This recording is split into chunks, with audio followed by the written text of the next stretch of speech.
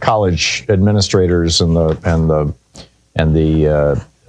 pro-Palestinian is how they're typically described, protests that are happening at universities all across the United States.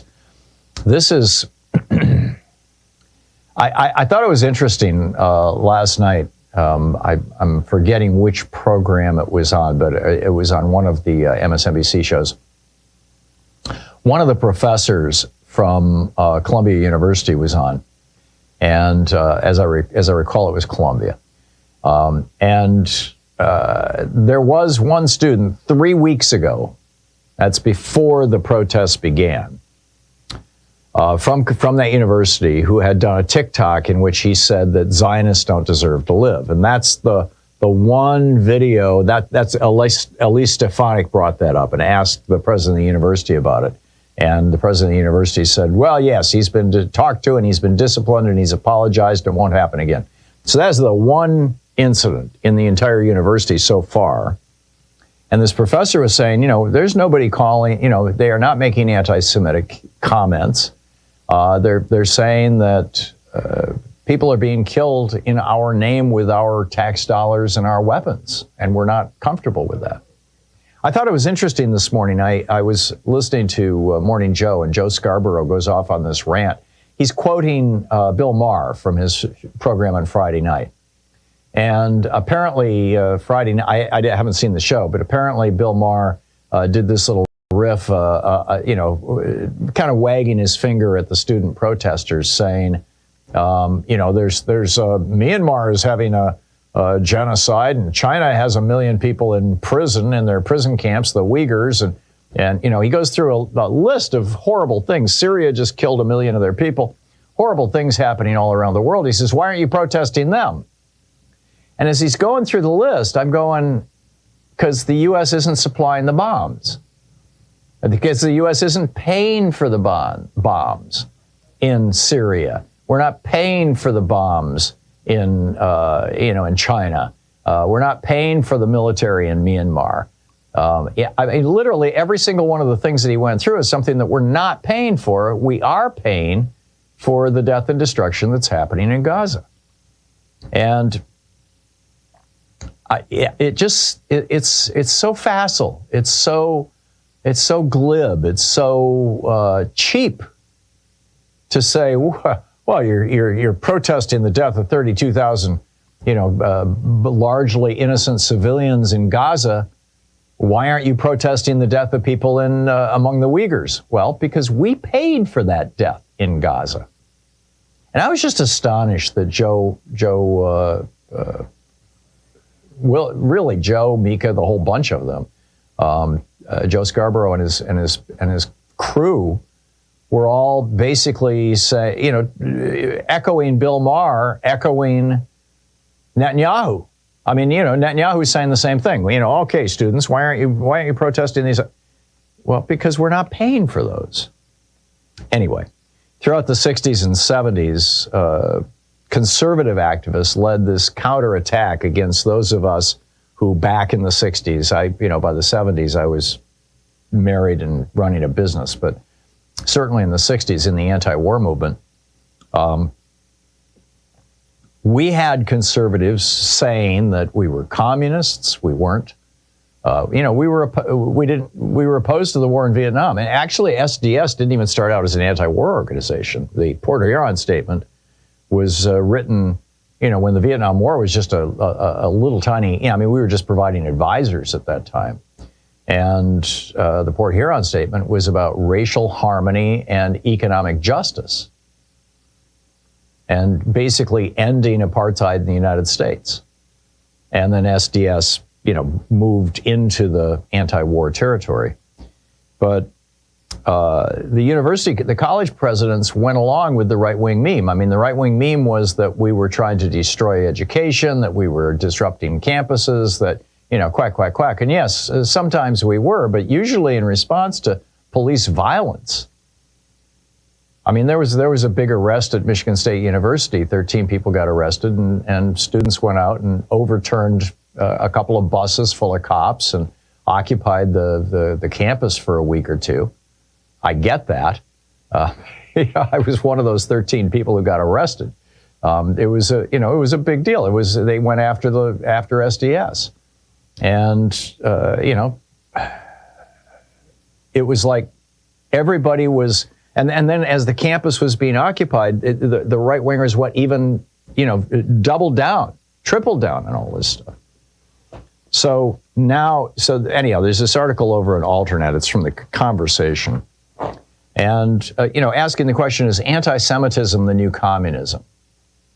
Because the vast majority, 99-point-something% of the people who are protesting at universities around the country are not spouting anti-Semitic talk. And in fact, the one incident that everybody has been talking about, this kill the Jews, it turns out in fact, there's video of this now that was provided by an organizer for Huskies for a Free Palestine. This was at Northeastern University. There's around 100 peaceful protesters, and one of the protest leaders said, here it is, said, you repeat to me what I say to you. Got it? In other words, let's do a chant.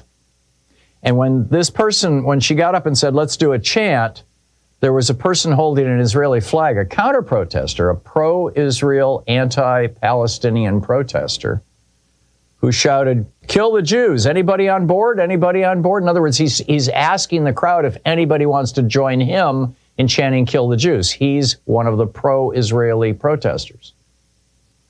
And instead, they booed him off the stage, basically, or booed him. They said, no, we're not going to do that. But that chant was what was cited by the president of the university to call the police in to start beating on the heads of the protesters, who were not saying kill the Jews, who had booed down the pro-Israel guy who said kill the Jews. I mean, this is like right out of the 60s.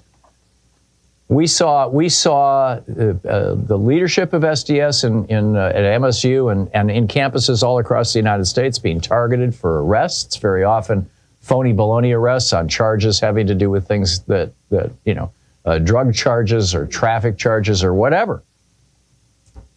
And then of course you had the massacre at Kent State in 1970. I mean, this really hurt the Democratic Party because we had a Democratic president. Well, not in 1970, but in the 60s, we had Lyndon Johnson, and that's why Hubert Humphrey didn't get elected in 68, because Richard Nixon succeeded in blowing up the Vietnam peace talks, and the protests continued. They were very polarizing. So the right is just running an old script here, and that old script is fundamentally dishonest. But that's what's going on, and I think it's very unfortunate. Why Democratic voters won't accept Republican defectors. Stick around. I got to share an amazing op-ed with you. We'll be right back. In addition to bringing you the Thom Hartmann Program here on Free Speech TV and Video Media Online, we also have a whole set of ways you can interact with us and tools you can use to spread the word about the importance of democracy and the threats to it in our republic. First, there's your daily homework. Sue Nethercutt puts together a daily email newsletter that has a link to every story I discuss on the air, so you can find my sources and you can share them with your friends. It's free and you can sign up at thomhartmann.com. Second, I publish my daily take every day over at the hartmannreport.com website. That's also free if you want the daily 5 days a week rant in your inbox. No ads either.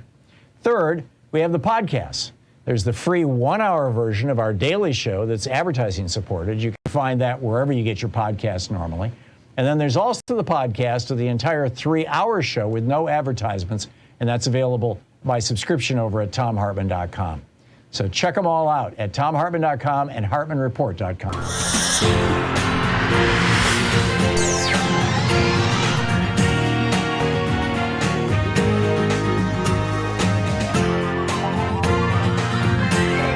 We say fight back!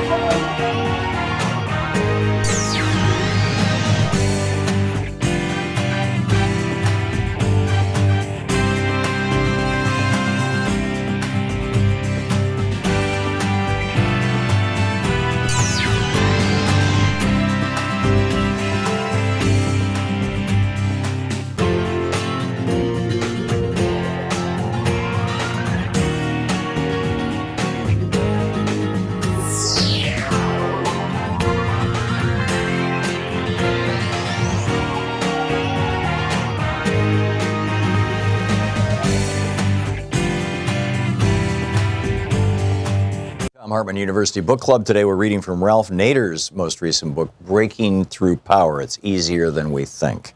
This is from the first chapter. It's titled Plutocracy of Maximums, Democracy of Minimums. When I was a student at Princeton University, I learned from my anthropology studies the concentration of power in the hands of a few is common to all cultures, societies, nations, tribes, cities, towns, and villages. Even where the thirst for self-governance and democracy is strong, as was the case in New England towns before the American Revolution against King George III, wealthy Tories were there too. In central and western Massachusetts, the farmers used the term the river gods to describe the rich merchants using the Connecticut River as a possible profitable trading route. These days, most people protesting for economic justice use the term the 1% to describe the ultra-small group of people who wield enormous influence over our society today. There is something about the differences in skill, determination, lineage, avarice, and pure luck that stratifies most people from the rulers who dominate them. In the political realm, the few become dominant because they hoard wealth and are driven to exercise power over others. When a small group rules a society, the political system is considered an oligarchy. And when only money and wealth determine how a society is controlled, the political system is a plutocracy. From the standpoint of a democratic society, both oligarchy and plutocracy are inherently unjust and corrupt. Of course, there are variations in the degrees of authoritarianism and cruelty that each system exercises over the communities it relies on for workers and wealth. Scholars have resorted to using phrases like benign dictatorship or wise rules or paternalistic hierarchies to describe lighter touches by those few who impose their rule over the many. Thomas Paine simply called them tyrannies. People, families, and communities can only take so much abuse before they rise up to resist. The job of the rulers is always to find that line and provide the lowest level of pay, security, housing, consumer protection, healthcare, and political access for society so that they can extract and hoard the greatest amount of wealth, power, and immunity from justice for themselves. In many ways, the majority of Americans live in a democracy of minimums, while the privileged few enjoy a plutocracy of maximums. This small volume is not just about the ravages of power or the assaults against disadvantaged and downtrodden communities. The subject here is the dominating influence of the 1% in business, politics, health, education, and society as a whole. Over the past 50 years, Americans have suffered the relentless commercialization of everyday life, their privacy and their childhoods, their parks and prisons, their public budgets and foreign policy, their schools and religious institutions, their elections and governments, and the most basic societal institutions of them all, the family. Consider all the family functions that have been outsourced to business. Eating, cleaning, childcare, counseling, therapy, entertainment, sports, lawn work, simple repairs have been increasingly commercialized, commodified, packaged, and marketed back to us as products of luxury and convenience. Even mother's breast milk has been displaced by infant formula. In a plutocracy, commercialism dominates far beyond the realm of economics and business.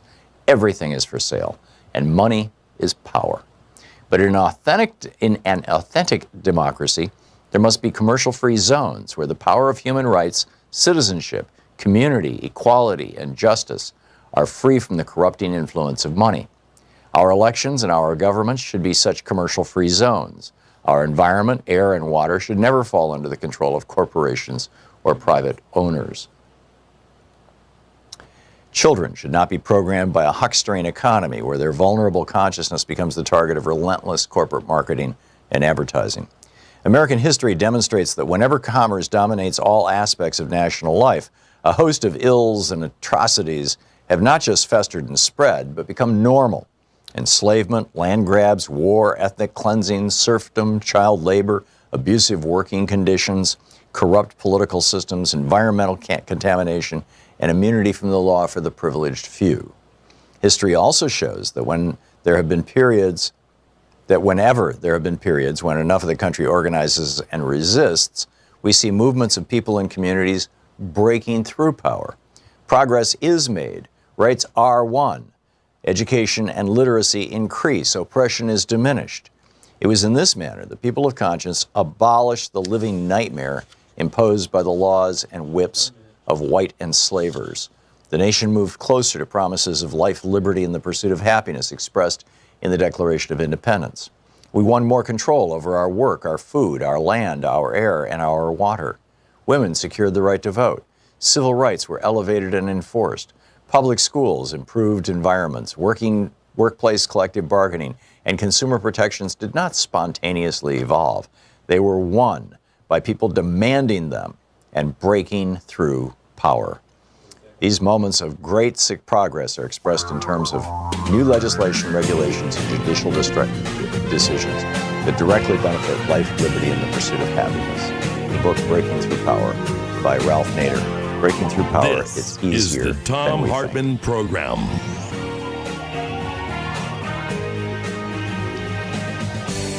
Hey, greetings, my friends, patriots, lovers of democracy, truth, and justice, believers in peace, freedom, and the American way. We got a lot going on today. In just a few minutes, Congressman Mark Pocan will be with us for the full hour. I realize this is normally on Wednesday we do these. Today is Thursday. We are live, but, he was not available yesterday, so we're going to do it today. Also at the top of the second hour of the program, Phil Ittner, the veteran war correspondent based out of Kyiv, Ukraine, will be with us with an update on what's going on in Ukraine. Also in the second hour, the new Republican National Ballot Security Task Force is ready to harass voters. Are you ready to show up in the in your local balloting place and have some guy with a AR-15 strapped across his chest ask to see your ID before you walk in? The federal court system just legalized the Republican Party doing this in 2018, and they're going to roll it out this fall. Also, in the second hour, Darshon Smaaladen, why the recall of 2 Orange County conservative school board members matters. We're starting to see some backlash here in our schools. In the third hour of our program, Dr. Eric Feigl-Ding is going to drop by as bird flu spreads to chicken, cats, cattle, and dolphins. How concerned should we be? And Geeky Science in our third hour, Huff and Puff exercises slash your risk of early death by between 20 and 51%. And a crazy alert, headline of the week, Trump decries law and order in New York hours after leaving his own criminal trial. A headline that kind of writes itself, right? Is Congressman Pocan with us? Oh, he is. Great. Okay. But let's start out with the Middays with Mark, although it's the Thursday edition. Congressman Mark Pocan on the line with us. Congressman Pocan, of course, represents the 2nd District of Wisconsin. He's the current member and chair emeritus of the Congressional Progressive Caucus, co-founder and co-chair of the Labor Caucus, chair of the Congressional Equity Caucus, or Equality Caucus, excuse me. You can find his website at pocan.house.gov. You can tweet him at Rep. Mark Pocan, M-A-R-K-P-O-C-A-N. Congressman, welcome back to the program. What's up in Congress this week? Not much, Tom. That's our problem. We really can't get too many things done given the Republicans' inability to govern. Marjorie Taylor Greene still trying to, have a hammer over Mike Johnson's head. I think we passed yet another resolution on anti-Semitism, which is getting to be a little bit tragic. I mean, the fact that, we keep doing this because Republicans have decided to weaponize anti-Semitism rather than actually address their many members who are anti-Semitic in past and current comments. But Congress the House anyway, is severely broken under this Republican leadership. So, we show up and we try to get something done, but bluntly, November can't happen soon enough. Yeah, I totally get that. The article I wrote today over at HartmannReport.com is about how Republicans are planning to do voter intimidation, how they're purging people from the voting rolls. In the last 4 years, they've purged 10% of the entire U.S. population from voting rolls, with the vast majority of that in red states. How they're going to be going into blue cities in red states and in swing states and challenging mail-in votes, claiming that the signatures don't match, so that people will have to come in physically and prove that they are who they are. Given that Biden only won by 80,000 votes in 5 swing states, this is really dangerous territory. Are Democrats taking this seriously? Are they doing anything about these Republican voter suppression efforts? I think we are state by state, and especially in Wisconsin. I know we've been trying to keep on top of everything, and I think we've done a fairly good job, at least here.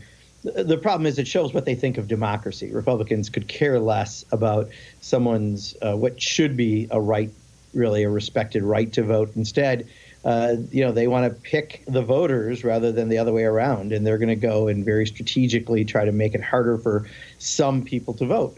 We all know that people in general agree with the issues with Democrats. So the more people that turn out, the more likely it is to help Democrats.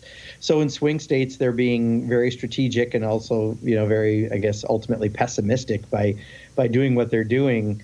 But I think in a place like Wisconsin, where we have a very strong Democratic Party, we have some strong infrastructure, we have a governor, I think we're able to do some protections. What I worry about is the tricks they do at the end when, they try to make people afraid to go out and vote. We know we'll still have those hits here for sure coming up. Yeah. Let me note for my listeners, it is Thursday. We are live, even though Congressman Pocan is usually on Wednesdays.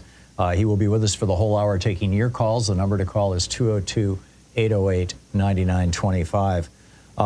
Congressman, Marjorie Taylor Greene seems to be getting a lot of pushback now for the first time. Does this represent a change around her craziness specifically, or around Republican strategy in the House of Representatives more generally? I think they know what we know from all the polling. She's a huge liability. She is the face of the Republican Party to most people. Most people don't know who Mike Johnson is, and she's also nuts. And what's funny, I watched her leave the building the other day. I think it was yesterday, and all the press flocked to her. Quite honestly, it was like flies on manure. They if they wouldn't give her the attention, they do, because she is a clown-like. I had a member who videotaped it and attached circus music to it. It was just showing me. That's what people think, at least I think on the Democratic side of Marjorie Taylor Greene. But she still has enough of a swing with the way their caucus operates and the rules that they created for themselves. All she needs are a few other people like Chip Roy and Matt Gaetz and a couple others to join her, and the full circus comes to town. So she's dangerous to them in that that could be a liability in November. But she is truly the face of the modern Republican Party in this country. She is a face of the MAGA wing, which is now, the body of the plane. And I think they're just kind of realizing that if they want to continue a majority, she can't necessarily be that. So I think there's a little bit of pragmatism kicking in. Yeah, they don't want to have another election for Speaker, bottom line. No, I've been told by Republicans that it was the most damaging thing to their caucus, and no one wants that. We've made this decision because the most recent reason she's going after him is because he allowed the vote on Ukraine. So I think what our leadership said is that they're going to just, we'll leave it open. It's not like we're just going to go through this. But I think a lot of us may wind up voting present because, one, I don't want to say in any way she is not an utterly useless member of Congress, because she is only an utterly useless member of Congress. But I also don't want to show any support for the most homophobic, election-denying speaker we've had in the history. So I think a present vote allows me to eat popcorn and watch their show, because it is their show. The problem is within their own caucus. And unfortunately, that dysfunction affects the entire country and our ability to get anything done. Right. And there's a handful of Democrats that look like they're prepared to support Mike Johnson as a thank you for Ukraine, my understanding. Well, should we pick up calls here? Sure, absolutely. All righty. David in Woodland Hills, California, you are on the air with Congressman Pocan. We are live here on Thursday. Thank you, Guru. Congressman Thom just covered my subject, but it is so important that I'm going to go over it again. For years, Thom has been telling us about the Republican dirty election tricks, sending postcards that if not returned, they look like throwaways, but if not returned, the Democratic voter is purged from the voting rolls, or postcards that say, don't vote Tuesday, it's going to be too crowded. Your voting day is now Wednesday. So my question is, the Democrats are going to be spending billions on mailers and commercials. I think along with doing it state by state, we should tell the American people in the commercials what these Republicans are doing. It outrages me. It costs us elections. I think we should be spending billions telling people about it and how to overcome it, how to re-register and make sure you're on the voter rolls, not just state by state, nationwide, so that we can all tell each other what's going on. Well, first, David, I mean, democracy is on the ballot, and that's certainly one of the issues, and all of this does get talked about. But we don't have billions to spend to do this nationwide, so we're going to focus on the states where it's actually going to be the most impactful, places like Wisconsin. So, I'm in a purple state. The president won by a little over 20,000 votes, so I know what we're doing here, and I also know what attacks they're going to do because we've seen it before, and you're going to see it again. So, I don't think that there's anything new at this point, at least that we think they're going to do. So I think we're prepared for what they've done. And we certainly are talking about democracy, whether it be January 6th democracy, whether it be Trump wanting to be a dictator democracy, whether it be electoral democracy in general, as we're looking at the November election. But if Democrats were trying to take away people's votes, if they were organizing people to go into polling places and argue that signatures don't match on mail-in ballots, for example. Can you imagine how Republicans would respond? Oh, absolutely. But the thing is, we also know their folks don't care right now, right? That it is a cult. It's not a political party. No, I get that. But why aren't Democrats raising hell the way Republicans would? Well, I think I have heard. I mean, that democracy is one of the theme issues. The problem is we also look at what moves people, and it's not necessarily moving, people in a way that is going to be significant in a place like Wisconsin. Yeah. I mean, bluntly, right now, I think Gaza is hurting us more than anything. Yeah, well, that's a good point. That's a very good point, and a tragic one. Sadly, it's like Netanyahu is doing Donald Trump's work for him. Congressman Mark Pocan is with us. We are live here on Thursday with Middays with Mark. Congressman Mark Pocan taking your calls for the hour. We'll be back with more of your calls for Representative Pocan in just a moment. You can find his website at pocan.house.gov. This is the Thom Hartmann Program. And you can tweet him or X him or whatever at Rep. Mark Pocan. Stay tuned.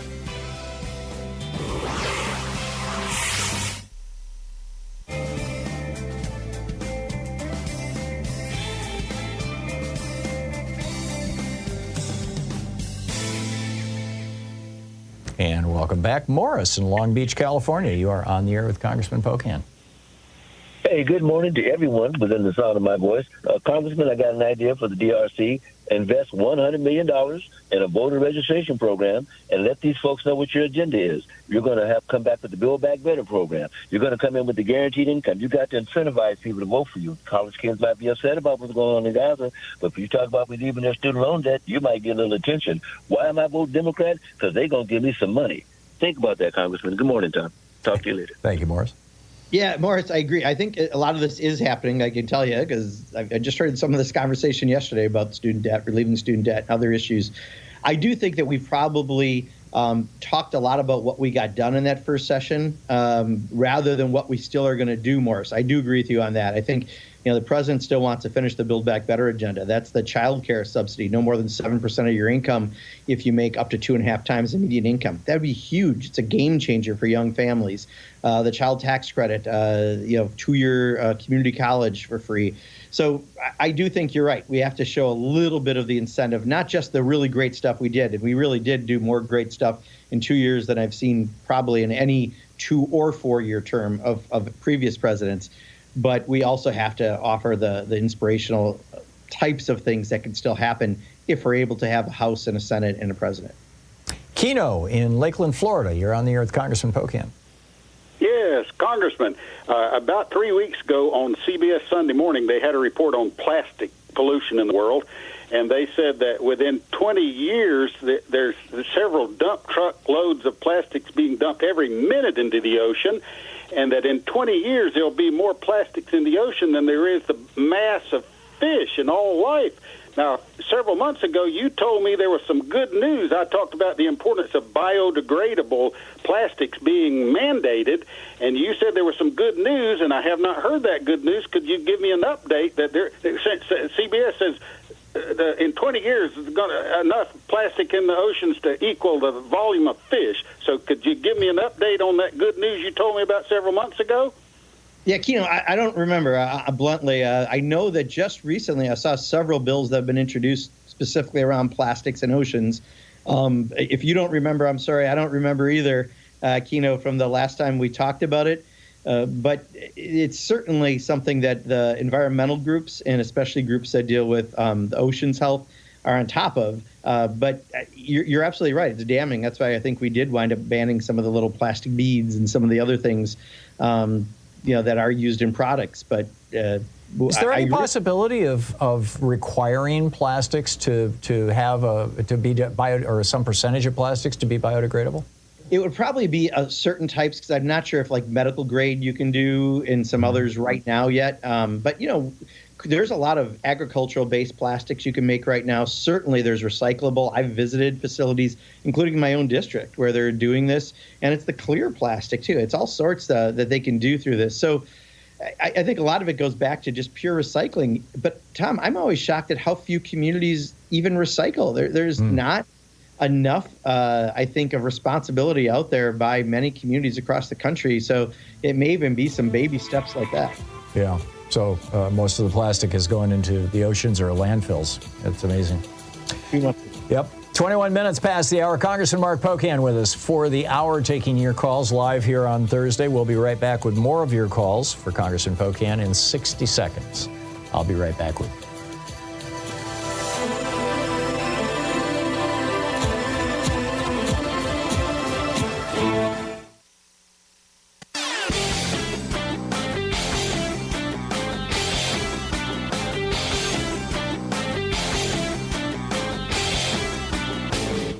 Change starts with you. You can be calling your Democratic or Republican representatives to let them know what you think by calling 202-224-3121. It's the Capitol switchboard. It'll get you right through to them.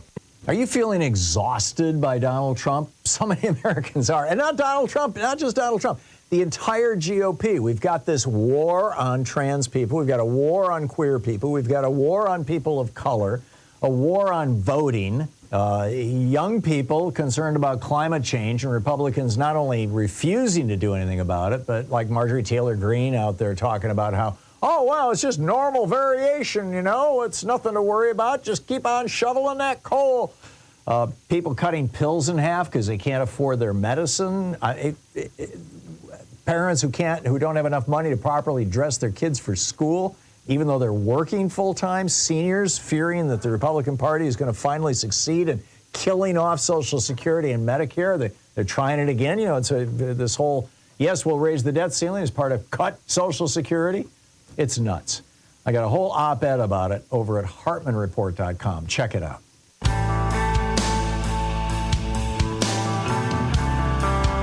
Congressman Mark Pocan taking your calls for the hour. Lawrence in St. Paul, Minnesota. You are on the air with Representative Pocan. Hey, how's it going, Congressman? Hey, Tom, how you doing today? I just want to say, let me see. And I guess I'm a little confused here, as well as a lot of Democrats. We have a guy that's a candidate for president. He has a hush money trial. He has a January 6th trial. He has a documents trial. But yet, he's still polling tied with the candidate that supposedly has one of the best presidencies in a long time. So the confusion comes in, why is this still tied? Because there must be something fundamentally wrong with the Democratic messaging. So speak on that a little bit, because I'm not the only one. There's a lot of Democrats that are confused out here. So help us out, Congressman. Thank you, Tom. See you. Thank you. Lawrence, I look at it this way. I think there's something fundamentally wrong with where the Republican Party is, because it's become a cult rather than a political party. And it's really grounding itself deeper than ever on racism. And unfortunately, racism exists. I used to hope it was a smaller percent of the MAGA base. I now believe it's a majority of the MAGA movement is grounded in, a bunch of white folk, especially white males, don't want to give up what they've had control of for, over a couple hundred years in this country. And we're facing that. And unfortunately, that, along with some of the cult-like, measures they use, you're never going to change some of those folks. So I don't think it's necessarily the messaging. I do think there are some liabilities on things like the cost of goods right now coming out of COVID, worldwide inflation, but in this country they're blaming Joe Biden, the Republicans are anyway. I think the border, even though Republicans refuse to fix it, is an issue, and it's been an issue for decades, but right now it's something that again, borders on racism also, I think, as an issue. And I think, things like Gaza right now, especially with the base, are hurting us a little bit. And that's one where I'm not convinced the White House is listening as closely as I would like them to listen to us on. But in age, I mean, bluntly, we're treating Donald Trump as if he's an entertainer by age. We're treating Joe Biden as if he's an elected official by age. And somehow, even though they're about the same age, the price is being paid more by Joe Biden.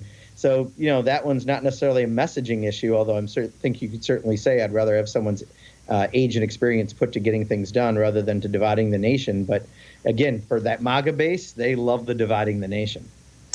Congressman, we just have 1 minute here until we're going to hit the break. What would be your advice to President Biden on how to deal with the issue of Gaza and Palestine and Israel and all that? Yeah, Netanyahu does not represent the United States interest. This has nothing to say about Israel or the people of Israel, because I think they just don't want bombs shot from extremists in Gaza at them, and I understand that. But Palestinians aren't treated with human rights and dignity right now. Netanyahu, we asked him not to go back and attack Iran. He did. We asked him not to go into Rafah. He's planning on it.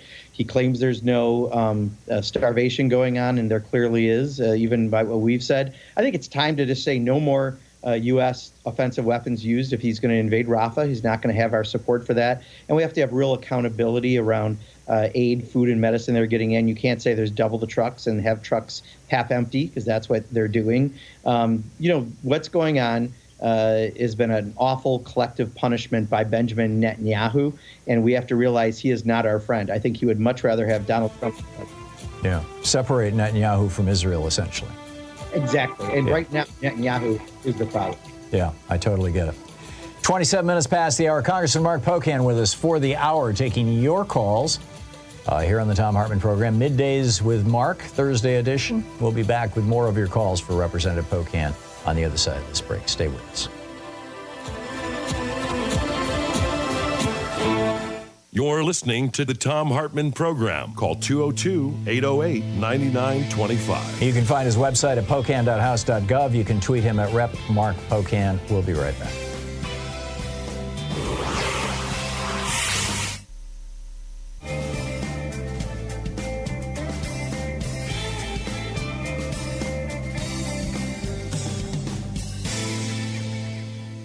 It's the Thom Hartmann University Book Club. Today we're reading from Edmund Morgan's book, The Meaning of Independence, John Adams, George Washington, and Thomas Jefferson. It's a small book. It's anecdotes of the three presidents. I think he's a little harsh on Jefferson and a little too friendly about Adams, small quibbles. But it's a fascinating look into the founders of this country. And so today I'm going to read from the chapter on George Washington.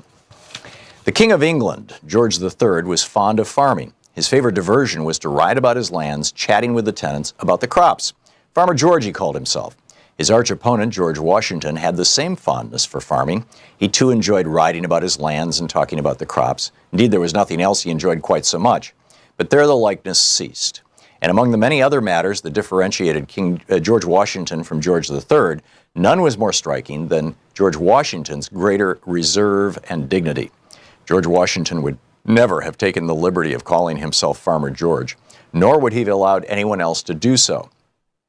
Even his friends took care to keep their distance, and those who forgot to were apt to be brought up short. A familiar anecdote, though perhaps apocryphal, well illustrates Washington's customary posture toward himself and toward others. During a meeting of the Constitutional Convention in Philadelphia in 1787, a group of Washington's friends were remarking on his extraordinarily reserved and remote manner, even among his most intimate acquaintances. Governor Morris, who was always full of boldness and wit, had the nerve to disagree. He could be as familiar with Washington, he said, as with any of his other friends. Alexander Hamilton called his bluff by offering to provide a supper and wine for a dozen of them if Morris would, at the next reception Washington gave, simply walk up to him, gently slap him on the shoulder and say, "My dear General, how happy I am to see you look so well." On the appointed evening, a substantial number of people were already present when Morris arrived, walked up to Washington, bowed, shook hands, and then placed his left hand on Jefferson's shoulder and said, "My dear General, I am so happy to see you look so well." The response was immediate and icy. Washington reached up and removed the hand, stepped back, and fixed his eye in silence on Morris until Morris retreated, abashed, into the crowd. The company looked on in embarrassment, and no one ever tried it again. It seems a most un-American reaction, not the sort of thing that Americans like to see in the men they honor, certainly not the sort of thing one would look for in a leader of a popular revolution today. Yet Americans then and since have honored George Washington far beyond any other man in their history. Moreover, he earned the honor and his dignity in reserve. The aloofness that still separates him from us helped him to earn it. How this came about is part of the larger story of American independence, the story of how the American Revolution transformed some of the least lovable traits of a seemingly ordinary man into national assets. For besides his aloofness, Washington had other characteristics which at this distance appear less than admirable, but which served him and the nation well in the struggle for independence. Perhaps the most conspicuous of these traits, conspicuous at least in his surviving correspondence, was an unabashed concern for his own economic interest. Although Washington was fair in his dealings and did not ask favors of any man, he kept a constant, wary, and often cold eye on making a profit, ever suspicious, and not always without reason, that other men were trying to take advantage of him. Like most Virginia planters, he complained that London merchants were giving him too little for his tobacco or charging him too much for the goods he bought from them. When he rented to tenants, he demanded to be paid punctually and dismissed men's inability to meet their obligations as irresponsibility or knavery. If a man was so foolish as to try cheating him, he was capable of a fury that came through vividly in his letters, as when he wrote to one associate that, "All my concern is that I ever engaged myself in behalf of so ungrateful and dirty a fellow as you are." In operating his plantation at Mount Vernon, he inveighed endlessly against waste of time, waste of supplies, waste of money. "A penny saved is a penny got," he would say, or "many mickles make a muckle," by which he apparently meant that many small savings would add up to a larger one. Even in dealings with his mother, he was watchful, for he thought she had extravagant tastes. He was ready to supply her real wants, he said, but found her imaginary wants indefinite and oftentimes insatiable. Even after he left Mount Vernon in order to win a war and found a nation, his intense absorption with his estate persisted, somehow curiously out of place now and out of proportion to the historic events that he was grappling with. In the darkest hours of the war, and later during some of the tensest national crises, he took time to write to the managers of his plantation about making it show a profit. In early December 1776, for example, after fleeing across the Delaware with the remnants of his army, he sent home instructions to make do without buying linen for the slaves, as a price is too heavy to be borne with. And while he was president, his weekly directives to his managers far exceeded in length the documents he prepared for his subordinates in government. No detail was too small for his attention. In December 1792, while his cabinet was rent by the feud between Jefferson and Hamilton, he sent orders that Anthony's, this is one of his slaves presumably, sore toe should be examined, and if it requires it, something should be done to it. Otherwise, as usual, it will serve him as apprentice to be in the house half the winter. 3 months later, when Hamilton was under attack in the House of Representatives for alleged corruption in the Treasury Department, Washington was worried that Caroline, who was never celebrated for her honesty,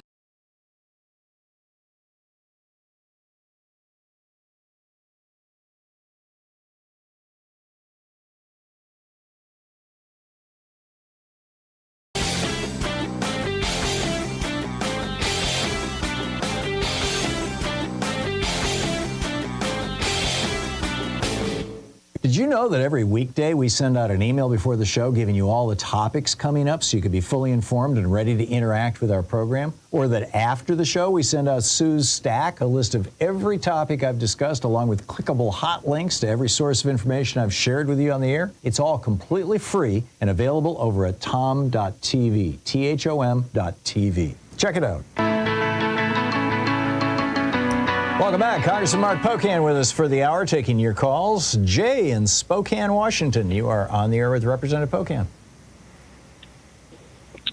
Hi, good morning. Thanks for taking my call. Congressman Pocan, my question relates to corporate taxes. Keep going, Jay. In your opinion, what is the appetite, and I'm thinking of this in a new Congress, so not the current one, next one, presuming Democratic victory in November across the board, presidency, House, and at least retaining equivalency in the Senate. And the type of taxes I'm talking about are excise taxes on corporate political contributions and or share buybacks at a pretty good rate to inflict some economic influence on their decisions as to whether they would make a contribution or do share buybacks going forward. Yeah, Jay, I mean, I personally, I would focus on a couple things. One, overturning the Trump tax cuts for the wealthiest. That would affect some of the corporate taxes. I think Joe Biden already has done a minimum tax for corporations that try to hide their money overseas. I think we should continue to work around that. And I think we should look at some of the entities that don't pay taxes for passive earnings like everyone else's income is earned. That would be another path. Yes, I understand what you're saying is you could try to influence political activity. I'm more concerned about really just bringing in revenue, because any tax break is a tax expenditure. Whether we spend money on education or healthcare or tax breaks for the wealthy, they're all expenditures, and I think that should be the primary focus. Javier in Minneapolis, you're on the air with Congressman Pocan. Hey, Congressman, thanks for your service. I was kind of also on point with Lawrence over here in St. Paul.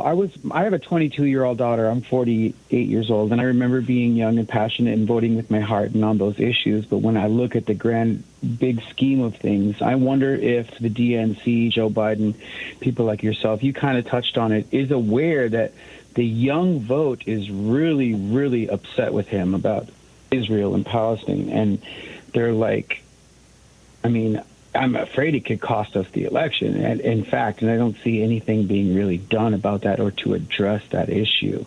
I see a lot of talk about marijuana and other things, but that point is really being lost. I feel like that younger generation is really upset right now. Yeah, I mean, you're right, Javier, but I'm going to give you even more depressing news. New York Times had an article Sunday I had a New York Times reporter follow me to two rural town halls. I was in Dodgeville, Wisconsin, and Reedsburg, two rural counties. And it was the issue that my Medicare-eligible population that attends town halls wanted to talk about all the time, too, and not happy with where the White House is and America is when it comes to Gaza and the deaths and not dealing with Netanyahu. So while on my campus wards, when we had uninstructed vote for president, 30 to 48% of the people in student wards voted uninstructed. It's equally a problem in rural areas with older populations. I think this is a base issue. Tom, this is the most scary statistic I'm going to tell you probably this week. When in our last Marquette University poll on presidential race, they asked independents who they voted for. 20% Biden, 20% Trump, 37% RFK, and about 55% of that is from Trump, but 45% off of Dems, 15% West, 7% Jill Stein. All the leakage is on left-leaning candidates by a 2-to-1 ratio. We don't win Wisconsin if that happens, plus it doesn't register who may not come out to vote. And then that affects Tammy Baldwin and picking up congressional seats. So I'm nervous, and I'm not sure that everyone is hearing us in Washington and the administration. Well, there's a reason why Putin invited Jill Stein over to Moscow for dinner. I mean, in every one of the swing states, the margin by which Donald Trump won in 2016 was smaller than the margin, the vote total that Jill Stein took, the Green Party. I mean, had she not been on the ballot, Hillary Clinton would have been president. Yeah, 4,000 votes in Wisconsin. I mean, it doesn't take much, but it's 7% Jill Stein of independents that were polled, 15% West, and then of that 37%, it's probably about 20% of them. About 15% of them at least were Dems for RFK. So you start adding that up, and you're losing almost 40% of the independents versus about 20% of Republicans. That's a 2-to-1 problem we have in a swing state like Wisconsin. Yeah, I saw an analysis. I'm sorry, I don't recall where. I think it might have been in the Washington Post. This was last week, suggesting that at least 3 of the Republican presidential victories since Nixon have been exclusively because there was a third-party candidate on the ballot, and so it's tough stuff. Anyhow, let's pick up calls here. Santino in Springfield, Massachusetts. Santino, you're on the air with Congressman Pocan. Thank you. Pleasure talking to you, gentlemen. I heard a caller a few calls before talking to the congressman about the fact that the Republicans are using dirty tactics like sending out postcards and, just lying to people about stuff.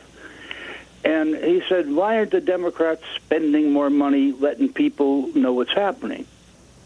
And the congressman answered, I believe, and said it would take a lot of money to do what he was asking, but he's saying in this particular area, doing this particular area, this particular. And then Thom chimed in and said that, what if the Democrats did it to the Republicans? Every newspaper, every Republican would be yelling, screaming. Every newspaper would be making it a subject to talk about. So do it. Democrats don't need to spend a nickel. Just go someplace and do it where the Republicans will yell and scream. The media will be there. People will finally get this on their screen as to what's the problem out there, and then they'll look at what the Republicans are doing in more depth than they are now. Yeah, Santino, if you're novel, I might agree with you. This is reality. You're not going to change the MAGA vote. We're doing this. We talk about democracy as one of the major issues. We talk about everything from January 6th to voting to just the core. Are you going to have a democracy if Donald Trump is president again? You talked about having a dictatorship. You've seen the press on it. That's what we're getting right now. And honestly, the MAGA folks don't care. Now, independents might, and that's what's important. But then we're facing the other cross currents of things like inflation, things like Gaza and the base, things like Joe Biden's age. So it's not that it's not being done. It's that it's not moving people in the way that we need to move people. And right now, we got to address, I think, inflation and Gaza probably and the border to some degree the most as headwinds. And we're doing this. I see this. I see it talked about, and I'm not seeing it get picked up. We can't necessarily force people to write something, and I just don't see it as the magic bullet, bluntly. I can tell you what I'm seeing on polls and where people who are upset with Joe Biden, where they're coming from. And you talking about that issue when they're concerned about inflation or they're concerned about Gaza doesn't necessarily cross over. Yeah. The other problem with my suggestion is that Republicans will simply answer going, oh, yeah, Democrats are trying to protect the illegal aliens who are voting for them. And in fact, they're doing. We're going to vote on that, I believe, next week, Tom. Some stupid bill about that, which already is illegal, right? And they raised that. And again, I think the problem we have is there are a few headwinds that we've got to be able to address. And I also, from earlier when Morris said, I think we also got to talk proactively what we're going to do, because I do think that's been a little bit missing. Yeah. Robert in Denver, Colorado, you're on the air with Congressman Pocan. Robert, watching free speech in Denver? Going once, going twice. Alex in Seattle, Washington. Hey, Alex, you're on the air with Congressman Pocan. Thank you very much. Knowing that climate change is an existential threat, and knowing that Trump called climate change a Chinese hoax, why aren't the Democrats all over climate change as a key issue this election, calling the Republicans science deniers? Would that attract younger voters?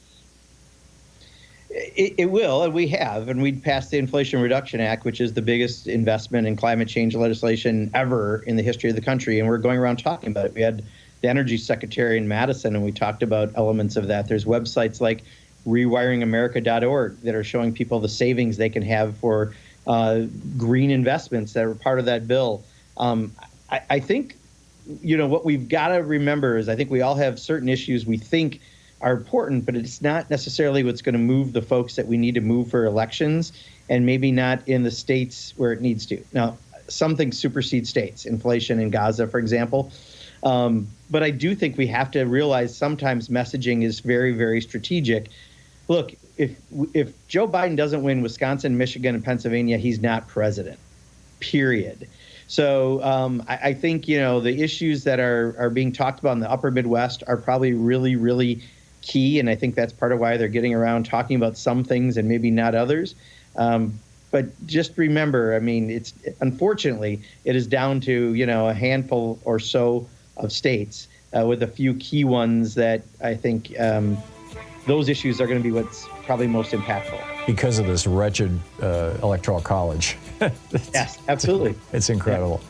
45 minutes past the hour. Congressman Mark Pocan with us, taking your calls for the hour. Middays with Mark Thursday edition. We'll be back with more of your calls for Representative Pocan in just a moment. Stay tuned.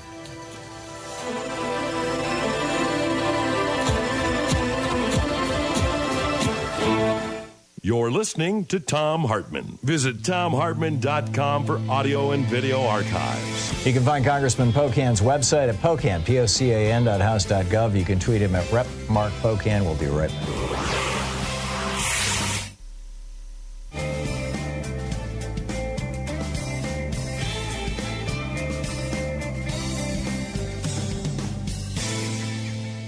And welcome back. MJ in Ankeny, Iowa. You are on the air with Congressman Pocan.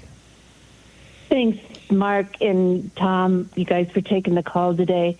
I wanted to point out that, I'm still concerned about the Supreme Court seeing some of these cases come up on Donald Trump. And is there anything that can be done to stop Clarence Thomas from even being on that court judging? That's one question, but I also wanted to shout out to Tom. Thanks for recommending the Bad Faith documentary.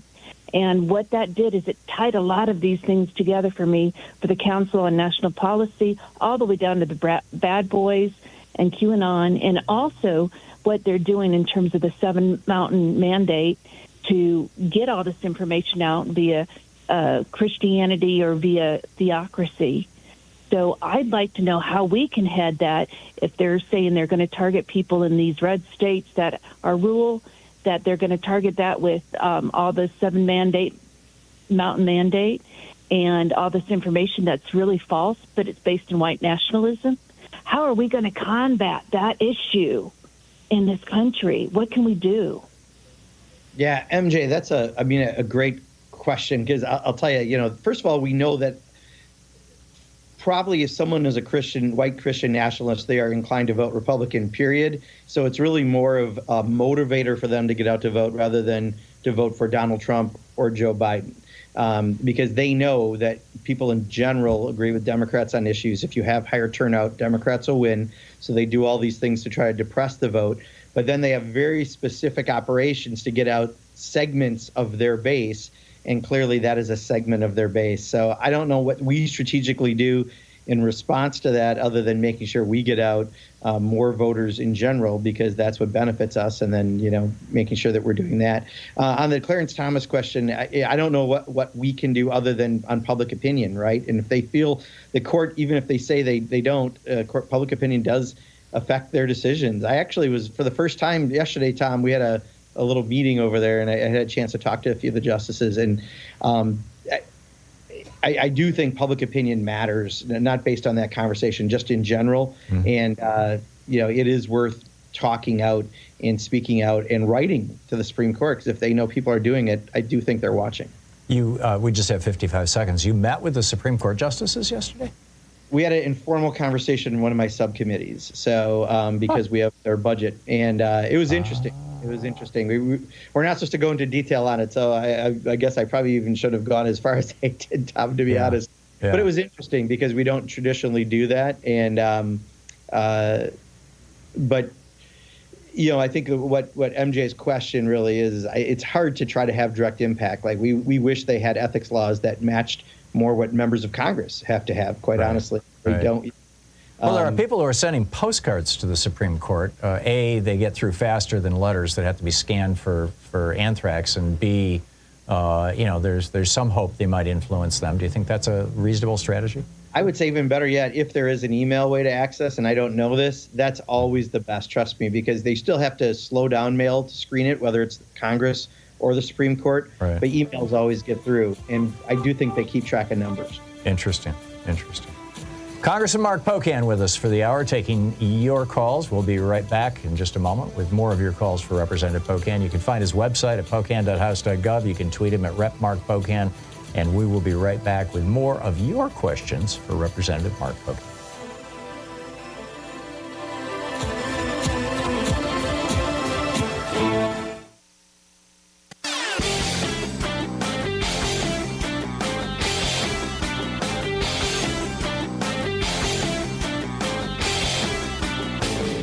Help support Progressive Radio. If you're listening to us on a commercial station, call their advertisers and let them know you're listening. If you're listening to us on Pacifica, one of our many nonprofit stations, please support them when they do their fundraising drives. Thanks for supporting Progressive Talk Radio, and tag you're it. Welcome back. 10 minutes before the hour, Congressman Mark Pocan taking your calls for the hour. Diane in Fayetteville, Arkansas, you are on the air with Representative Pocan. Hey, guys. I'm so glad that you're out there. Hi, Congressman Pocan. About a year ago, you helped me on Tom's show. I was one of the ones, seniors, that did not get my IRS refund, and it had been over 12 months, and you told me to call my senator, which is Steve Womack in Arkansas, who's a Republican, and I'm a diehard Democrat. But his staff member helped me so much. I mean, he worked so hard on getting it. It took about 2 months more, but he did get it, and I said that I would vote for Steve Womack, which I did on this one thing. And since then, I have been getting 6 to 7 texts a day from either Donald Trump Jr. or Eric or Donald Trump himself, now all these people that are running in Montana, and they are filled with such hate. I just got one just now. The radical left is dumping millions to smear Navy SEAL Tim Sheehy in Montana, his good name, with vicious lies and socialistic propaganda. And this is a mild one. I mean, they call us every name in the book, and I'm just wondering, I keep blocking them, and then they find another way to get through to me. How are they getting this information? And if they're sending things to me, how many other Democrats are they sending this stuff to? Are you aware of all this? No, I was just going to ask you, Diane, because Steve Womack is one of the good ones, I guess the way I'd put it, that are more a traditional Republican, and I'm really happy to hear that his office delivered for you, because he's actually was my subcommittee chair on a committee on appropriations, and I had a lot of respect for him. So I'm glad to hear that it was founded in something that's working back home. So that's good to hear. But I'm just trying to think how that would have happened, other than, I know they have a tendency to buy lists broadly, and I don't know. Sounds like Womack sold her information to the RNC or gave it to them. Well, is it that, which would be pretty questionable how that, could maybe happen, but or is it that sometimes you have to maybe register if you voted for him in a primary as a Republican, although I doubt that from talking to Diane that happened. I'm just trying to think how else it could. I also get stuff from Republicans, but sometimes I think I get on, Tom, because I'll answer their surveys just to see what they're sending. So maybe I'm not the best example to compare it to, but it is interesting and intriguing how she got on, and I don't quite know how they would get official data, because you can't do a FOIA, a Freedom of Information request to a member of Congress. So it's concerning. Yeah, I'm getting these things too, but I gave Donald Trump $15 back in 2015 just to get on his list, and it just never dies. It's incredible. Gary in Noosick, Washington, you're on the air with Congressman Pocan. Good morning to the both of you. Representative, I may be a little bit behind the curve here.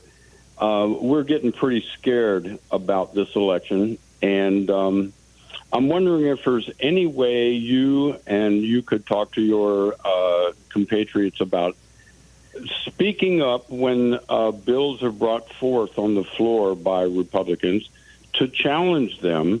How does this bill comport to our mission statement, the preamble to the Constitution? What in there does any of the things talked about in the preamble? And another quick point, maybe because we're giving such outsized importance to these 4 or 5 states in the country, maybe the messaging from the Democratic National Committee and all the state committees and the candidates themselves be, let's push the national popular vote across the line and get this done. Yeah, I hear you. Yeah, no, I think that actually might be the long-term solution on this, right? Given where we're at, what you said happens. Every single bill really is debated on the floor, and but unless you're a C-SPAN watcher, regular media doesn't pick that up. So it does happen. And I think it just doesn't really get covered. But we've been doing the silliest bills. I mean, Tom, right now they're weaponizing anti-Semitism, which is really sad because we want to protect people from anti-Semitism or Islamophobia. But when they do what they do, they make it a political issue rather than a real issue. We were supposed to have a week where we were protecting our stoves and refrigerators from tyranny, and they had to postpone it, but that's still going to come up. We vote on the dumbest things right now in the House of Representatives because that's all they can vote on with the majority they have. But I think just traditional media doesn't pick that up, and that's why people don't always see that. Yeah, I totally get it. Congressman, we have a little less than a minute left. Thoughts on the coming week? Yeah, I mean, we're in full, back in full swing, I think, in both in the House and the Senate. Not that the swing means much in the House with what we've been voting on, but, technically we should be in appropriation season. I think there's a question whether or not, even Jim Jordan saying just have a continuing resolution because he didn't say we can't govern, but that's essentially the subtitle of what he's saying, the subtext. And it's problematic. So ensure that we change the faces who are in Congress so we can try to get something done. But I think, this is going to be a really important election, and everyone's going to have to pay attention like they never have before. Yeah. It certainly seems that way. Are you getting the indication from your voters in Wisconsin when you show up for town halls that people are fired up? Concerned. And that concerns me, right? Because I think, people are... I had one that was pretty evenly split. I'll tell you another time, Tom, but concerned, definitely. Yeah, okay. Congressman, thanks so much for dropping by. It's always an honor and a pleasure to have you with us. Same here. Enjoy it always. Thank you. Thank you, Congressman. Sure. We'll be back on the other side of this break with Phil Ittner, a live report from our friend, the veteran war correspondent based out of Kyiv, Ukraine, about what's going on there. Big news about F-16s. We'll tell you all about that on the other side of the break. You're listening to Thom Hartmann. In addition to bringing you the Thom Hartmann Program here on Free Speech TV and Video Media Online, we also have a whole set of ways you can interact with us and tools you can use to spread the word about the importance of democracy and the threats to it in our republic. First, there's your daily homework. Sue Nethercutt puts together a daily email newsletter that has a link to every story I discuss on the air, so you can find my sources and you can share them with your friends. It's free and you can sign up at thomhartmann.com. Second, I publish my daily take every day over at the hartmannreport.com website. That's also free if you want the daily 5 days a week rant in your inbox. No ads either. Third, we have the podcasts. There's the free 1-hour version of our daily show that's advertising supported. You can find that wherever you get your podcasts normally. And then there's also the podcast of the entire 3-hour show with no advertisements, and that's available by subscription over at thomhartmann.com. So check them all out at thomhartmann.com and hartmannreport.com.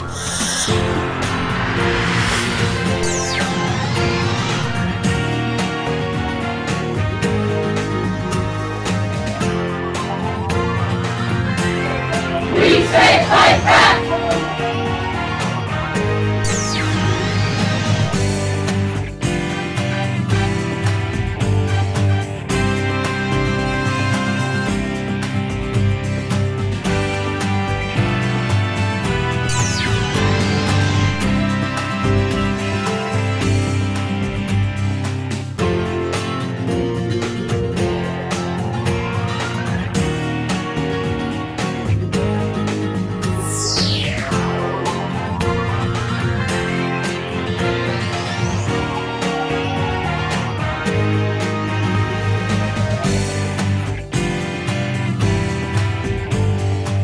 It's the Thom Hartmann University Book Club. Today we're reading from The Undercommons, Fugitive Planning and Black Study by Stefano Harney and Fred Moten. This is from the introduction. It starts with love, exchange, fellowship. It ends as it begins, in motion, in between various modes of being and belonging. and on the way to new economies of giving, taking, being with, and for. And it ends with a ride in a Buick Skylark on a way to another place altogether. Surprising, perhaps, after we have engaged dispossession, debt, dislocation, and violence, but not surprising when you have understood that the projects of fugitive planning and black study are mostly about reaching out to find connection. They are about making common cause with the brokenness of being, a brokenness, I would venture to say, that is also blackness, that remains blackness, and will, despite all, remain broken because this book is not a prescription for repair. If we do not seek to fix what has been broken, then what? How do we resolve to live with brokenness, with being broke, which is also what Moten and Harney called debt? Well, given that debt is sometimes a history of giving, at other times a history of taking, at all times a history of capitalism, and given that debt also signifies a promise of ownership but never delivers on that promise, we have to understand that debt is something that cannot be paid off. Debt, as Harney puts it, presumes a kind of individualized realization to a naturalized economy that is predicated upon exploitation. Can we have, he asks, another sense of what is owed that does not presume a nexus of activities like recognition and acknowledgement, payment and gratitude? Can debt become a principle of elaboration? Moten thinks Moten links economic debt to the brokenness of being in the interview with Stefan Shukatis, who he acknowledges that some debts should be paid and that much is owed, especially to black people, by white people. And yet he says, I also know that it is, that what it is that is supposed to be repaired is irreparable. It can't be repaired. The only thing we can do is tear this stuff down completely and build something new, end of quote. The undercommons do not come to pay their debts, to repair what has been broken, to fix what has been undone. If you want to know what the undercommons wants, what Moten and Harney want, what black people, indigenous people, queers, and poor people want, what we, the we who cohabit in the space of the undercommons want, it is this. We cannot be satisfied with the recognition and acknowledgement generated by the very system that denies A, that anything was ever broken, and B, that we deserve to be the broken part. So we refuse to ask for recognition, and instead we want to take apart, dismantle, tear down that structure right now. That right now limits our ability to find each other, to see beyond it, and to access the places that we know live outside its walls. We cannot say what new structures will replace the ones we live with yet, because once we have torn stuff down, we will inevitably see more and see differently and feel a new sense of wanting and being and becoming. What we want after the break will be different from what we think we want before the break, and both are necessarily different from the desires that issue from being in the dark. Let's come at this by another path. In the melancholic and visionary 2009 film version of Maurice Sendak's Where the Wild Things Are, 1963, Max, the small seeker who leaves his room, his home, his family to find the world beyond, finds a world of lost and lonely beasts, and they promptly make him their king. Max is the first king the wild things have had, whom they did not eat, and who did not, in turn, try to eat them. And the beasts are the first grown things that Max has met, who want his opinion, his judgment, and his rule. Max's power is that he is small while they are big. He promises the beasts that he has no plans to eat them, and that this is more than anyone has ever promised them. He promises them that he will find ways through and around and will slip through the cracks and re-crack the cracks if they fill up. He promises to keep sadness at bay and to make the world with the wild creatures that roared their terrible roars and gnashed their terrible teeth and rolled their terrible eyes and showed their terrible claws. That Max fails to make the wild things happy or to save them or make the world with them is less important than the fact that he found them and he recognized in them the end of something and potentially the path to an alternative in his world, or an alternative to his world, excuse me. The wild things were not the utopian creatures of fairy tales. They were the rejected and lost subjects of the world Max had left behind. And because he shuttles between the Oedipal land where his mother rules and the ruined world of the wild, he knows the parameters of the real. He sees what is included and what is left out. And he is now able to set sail for another place, a place that is neither the home he left nor the home to which he wants to return.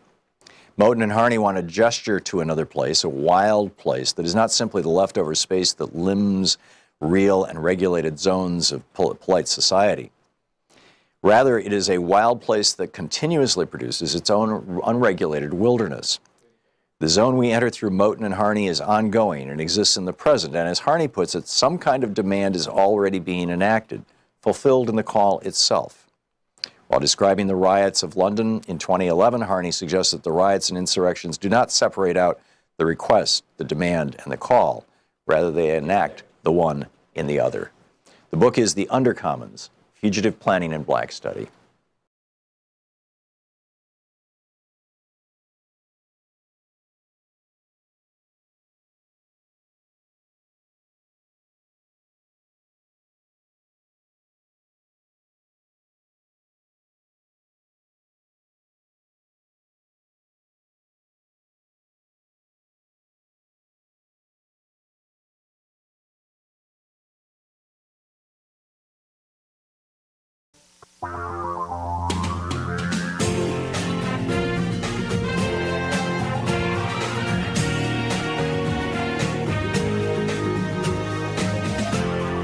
This is the Thom Hartmann Program.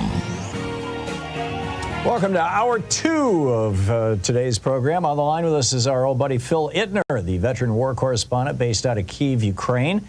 Philip, Philippittner, over on YouTube, where you will locate his video blog for you, which he updates regularly. It's really the primary place where Phil posts his information. It's worth checking out and subscribing to. On Twitter, it's Ittner Philip, his name backwards. Phil, welcome back to the program. There's a bunch of news about Ukraine.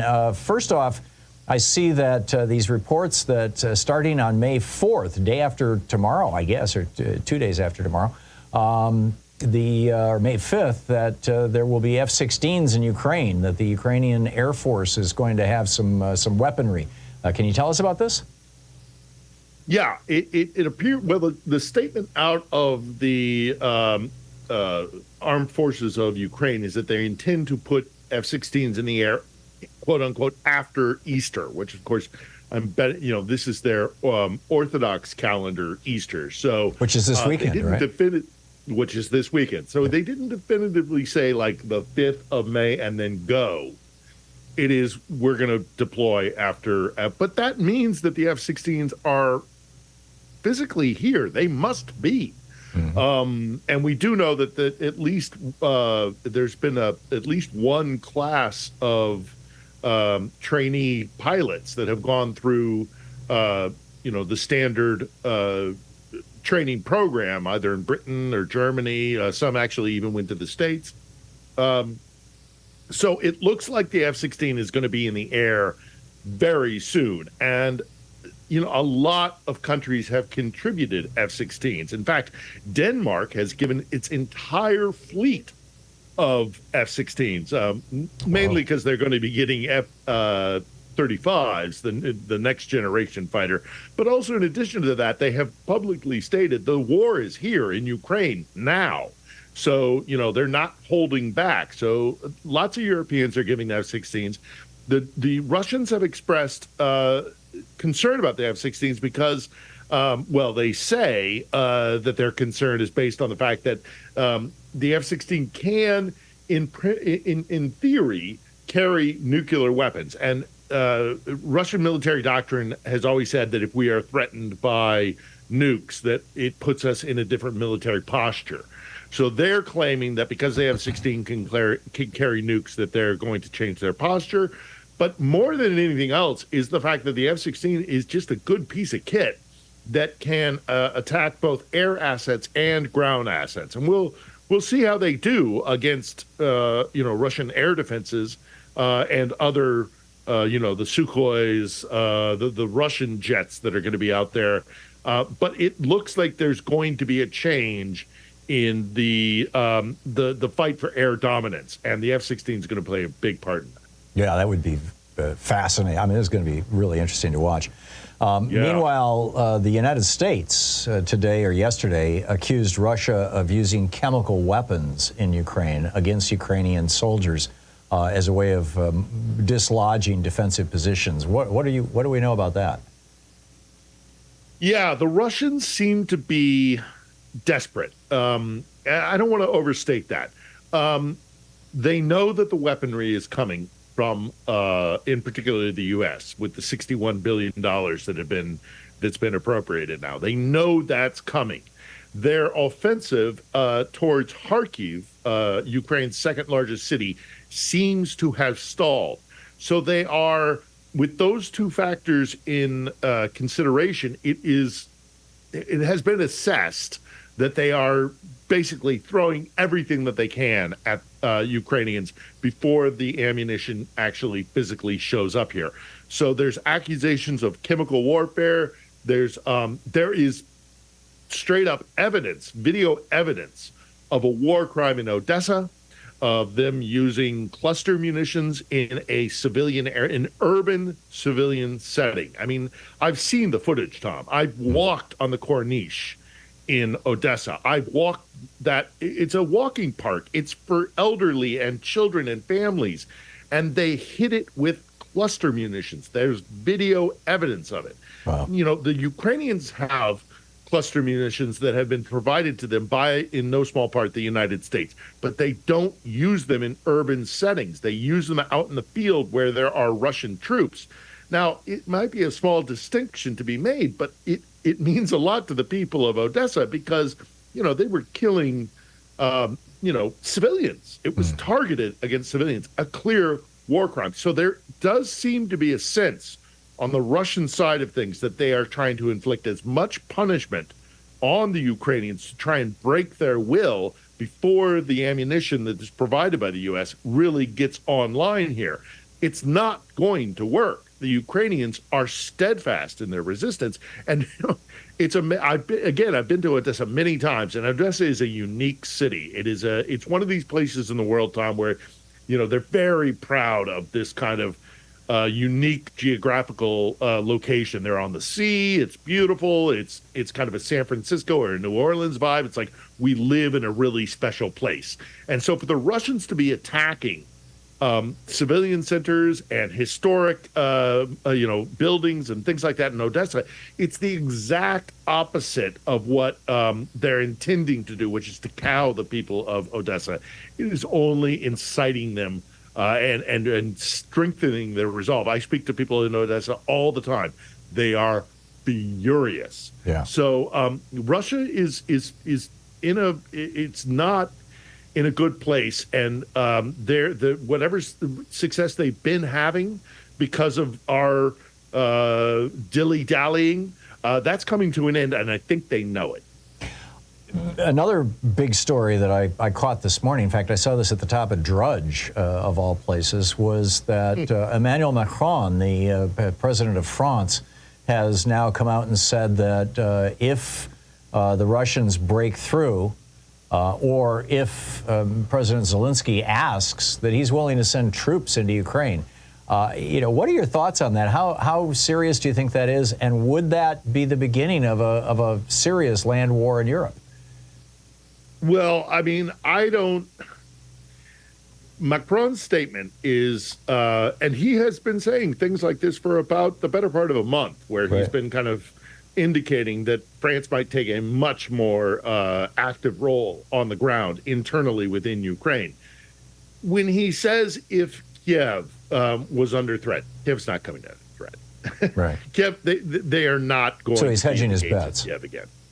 A little bit. It's a little bit of bluster, I think. It's a little, well, I don't want to be dismissive of it. I don't want to say it's just bluster. Yeah. He is showing support for Ukraine. Is Kiev going to come under direct threat again from Russian forces? No, it is not. They do not have the capacity to make an assault on Kiev again. The French people have a very vivid memory of what happened in the last ground war in Europe, and their country being occupied. Do you think that Macron is doing this more for domestic consumption than for to change the international equation? I think it might be, but I also genuinely do think that there are European powers that are coming to the awareness that if Russia is successful in Ukraine, even if it isn't a matter of tanks rolling down the streets of Warsaw or, whatever it may be, or rolling into the Baltic states, it is still going to embolden Russia and Moscow and Vladimir Putin to be a far more aggressive and oppressive influence on Europe. And Macron has kind of taken the lead when it's come to, we cannot do what we did in the 20th century, which was to, is to give in to the threats of a guy who wants to annex territory by force of arms and, roll back the security status that has existed in Europe for, 80 years now, 70 years now. So the very real threat that Russia poses to Europe is, I think, being clarified. It's coming into clarity for a lot of people. Germany is still dragging its feet when it comes to aiding by giving missile systems. In particular, there's a cruise missile that Ukrainians would love to get their hands on, the Taurus, which would allow them to attack behind Russian lines. The Germans remain a little bit reluctant, but the rest of Europe does definitely seem to be waking up to the fact that this is going to draw in the entire continent.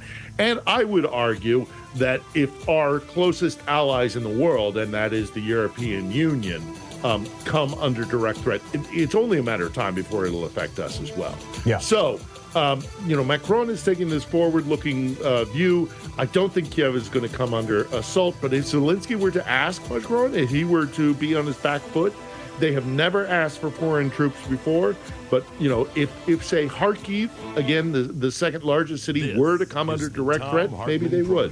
But I don't think that's going to happen. Amazing. Phil, thank you so much. Thank you, Tom. Yeah. We'll be right back.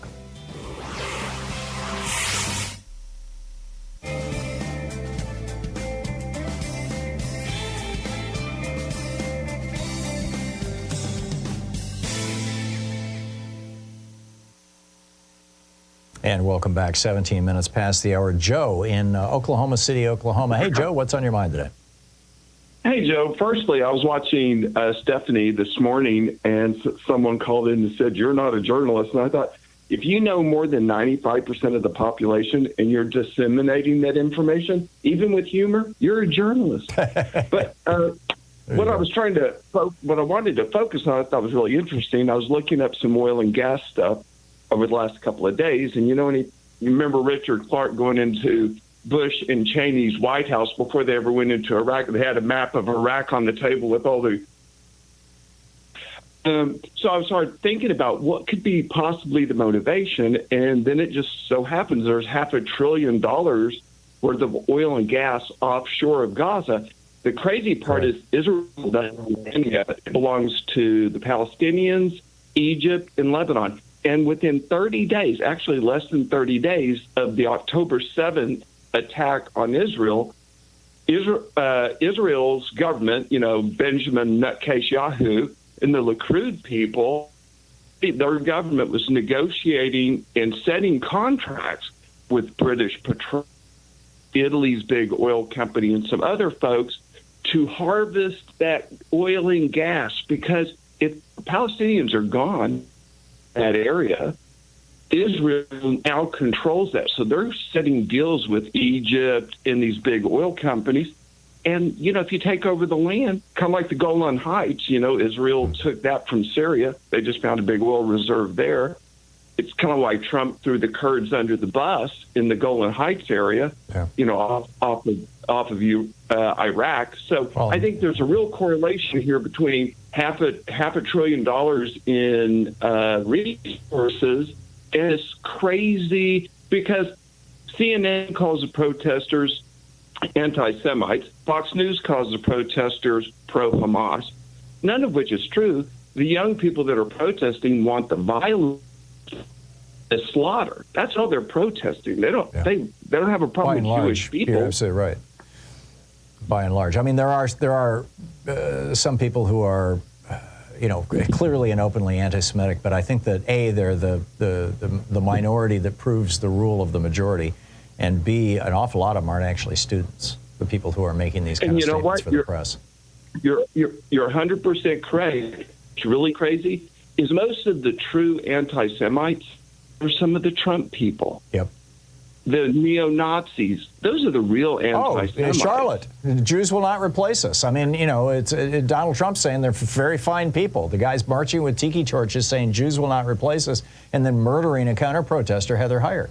I mean, we're talking about anti-Semitism. I mean, there is nobody, to the best of my knowledge, in any of these protests, any of these college protests, that is saying Jews will not replace us.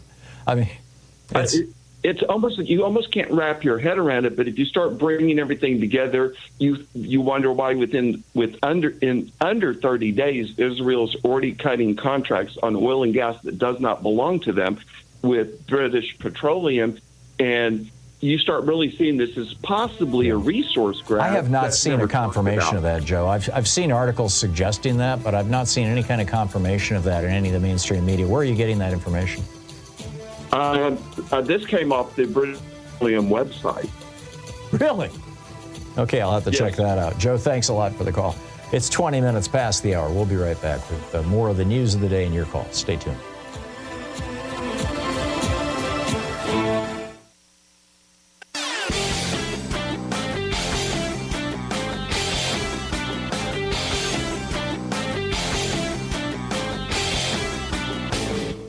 Missed my opening rant today? It's usually published over at HartmannReport.com, where you can read it and share it with your friends for free. Check it out, HartmannReport.com.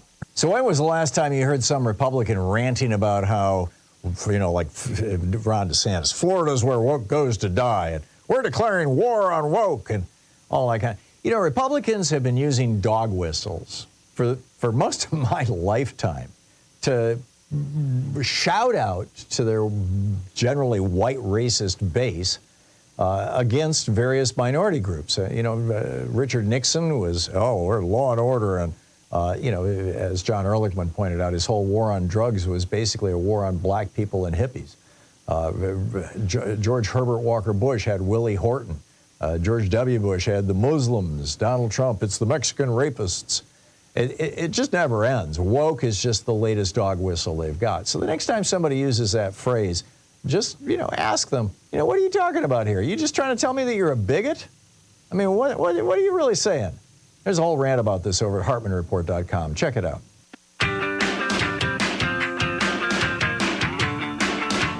"22 minutes past the hour. Welcome back.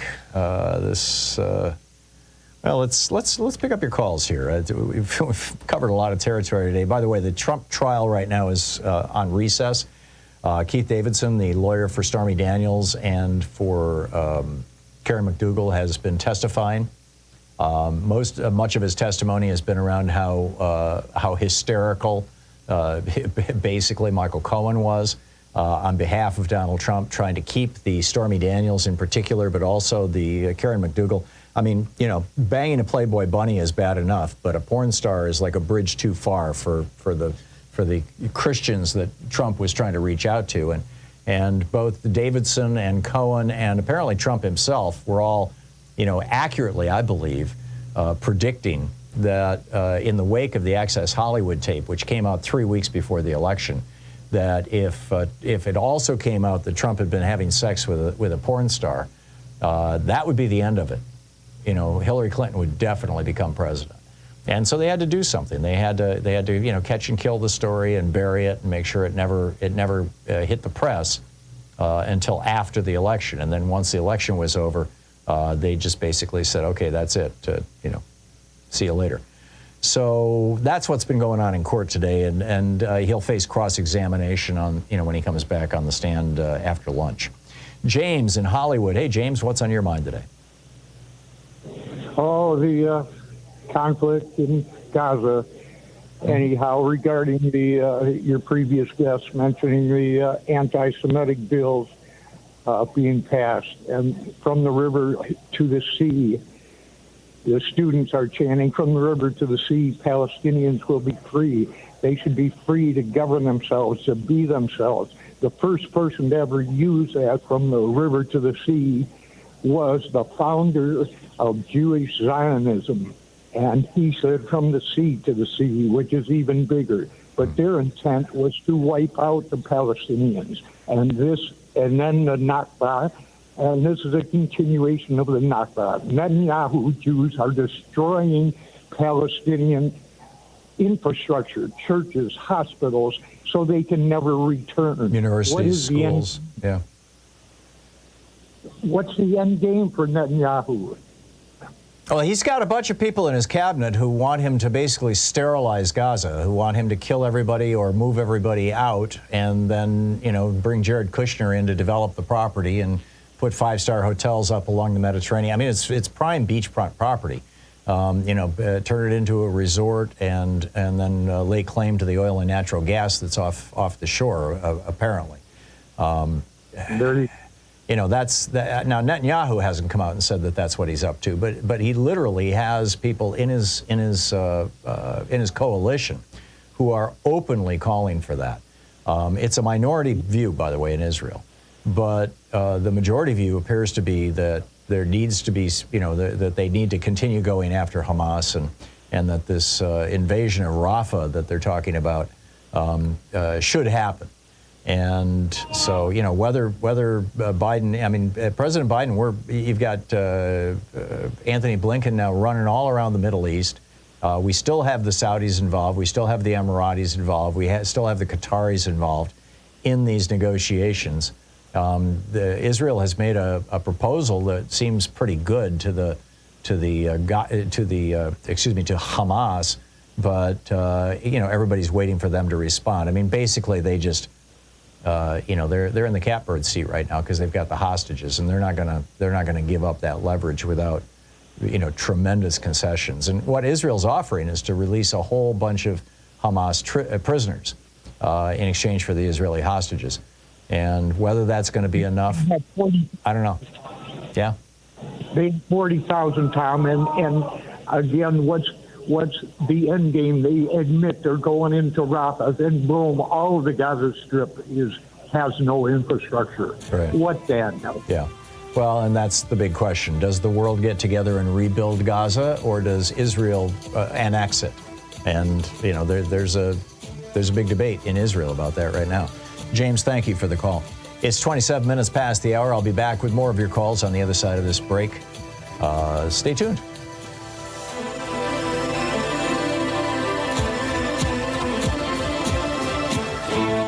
You're listening to the Thom Hartmann Program. Call 202-808-9925. Defending America from the weapons of mass deception. I'll be right back with your calls.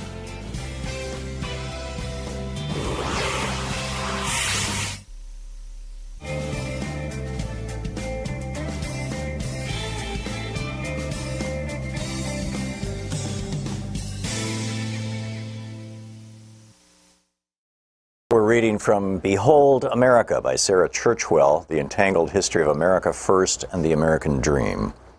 This is from the prologue. On Monday, 30 May 1927, a cool day with showers forecast, New Yorkers were gathering for the annual Memorial Day parades around the city. It was only 9 years since the end of the European War, into which America had been so reluctantly drawn, and Europe had suddenly become closer than ever before. Precisely 10 days earlier, Charles Lindbergh had completed the first solo flight across the Atlantic in the spirit of St. Louis, and no one had yet stopped celebrating. Front pages around the country reported that Lucky Lindy had been mobbed in London, greeted by rapturous crowds of 150,000. Few Americans were talking about much else than the newest national hero, but in New York that day, different kinds of mobs were about to gather. Around 8 a.m., a group of Italian immigrants living in the Bronx set out for the elevated train on their way to Manhattan to join the parade. But they were not going to honor the American soldiers who had died in the service of their country. They were supporters of Mussolini, planning to join 400 American fascists who were marching in Manhattan's Memorial Day parade as part of the official fascist movement in the United States. They had been invited by the parade's organizers, to the outrage of many anti-fascists, including Italian nationalists and anarchists who threatened violence if the invitation wasn't rescinded. It wasn't. Like all his fellow fascists intending to march that day, Joseph Carisi was wearing the black shirt uniform, sporting leather boots, jodhpurs, a black cap, and carrying a steel-tipped riding crop. When he stopped to buy a newspaper, Carisi was jumped by two men, stabbed in the neck, and left to die on the sidewalk. Another fascist, Nicholas Amoroso, who was running either to catch up with his group or away from the killers, reports vary, was shot 4 times, once right through the heart. One of the 2 murdered men had served in the American Army during the Great War, the other with the Italian Army, papers reported. The parade they had meant to join took place without them, a fascist delegation of several hundred that was guarded by police to, quote, avert disorder. After the parade, the American blackshirts returned to their headquarters in the heart of Times Square. There, another of the fascists standing outside was set upon by 3 men. He defended himself with his riding crop as his fellow blackshirts charged out brandishing clubs and whips, chasing the assailant through the theater traffic in Times Square, who fled as the black-shirted mob tore through the traffic. 100 fascists, reported the New York Times, rushed the attackers. A melee ensued that was quickly dispersed by the police. There was also violence in Brooklyn, where a parade of fascisti marched from the Angelo Rizza Fascista League at 274 Troutman Street in Bushwick. The LA Times reported several hundred men were parading, including 40 or 50 in the black shirt uniform. Fights broke out between supporters and protesters mingling on the sidewalks, and an anti-fascist was found lying on the ground, stabbed in the back. He survived and identified a fascist as his assailant. Accompanied by 30 police reserves to forestall violence, the marchers made their way through Brooklyn, stopping at the Wilson Avenue station, where the fascisti came to attention and gave the fascists salute. They ended at a Roman Catholic church, where the priest blessed them under large American and Italian flags, while the police remained on guard. The biggest outbreak of violence that Memorial Day, however, occurred in Queens, where it centered around a different right-wing group, not Italian Americans, but the self-proclaimed 100% American kind. By 1927, the Ku Klux Klan had spread across the United States since its rebirth in Georgia 12 years earlier. The first Klan was formed in the immediate aftermath of the Civil War, as former Confederate soldiers in Tennessee created a secret society to promote white supremacism, and terrorize the newly freed slaves in the South during the Reconstruction era. The name is generally believed to have originated from the Greek word for circle, kuklos, while Klan pays homage to the mystified Celtic heritage supposedly shared by white Southerners. Within a decade or two, the first Klan had been successfully suppressed by law enforcement and died out by the turn of the century. But in 1915, it was resuscitated in Georgia, and by the early 1920s, the Second Klan had achieved a powerful political presence in the United States, not only in the South, but across the country. I would add this is because of 1915, the movie Birth of a Nation came out. The Klan had an active presence in New York City and Long Island by 1927, with favorite slogans, which they even attempted to copyright at various points.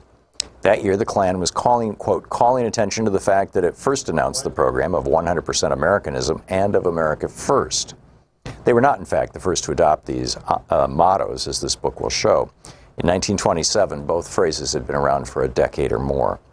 But as far as the Klan busily copywriting hate was concerned, America First belonged to them. And on Memorial Day in Queens, 1,000 or so of them had gathered to march, many in white robes and hoods. They were accompanied by 400 women from the so-called Clavana, the feminine branch of the Klan. Some of the reported 20,000 spectators in Queens that day objected to the Klan's presence, as others defended their right to march. Scuffles broke out, and it turned into a riot. Women fought women, and spectators fought the policemen and the Klansmen as their desire dictated, said a newspaper. Klan banners were shredded, and 5 of their number were arrested, said initial reports, while a few others were caught up in the confusion as well. The book, Behold America, Sarah Churchwell.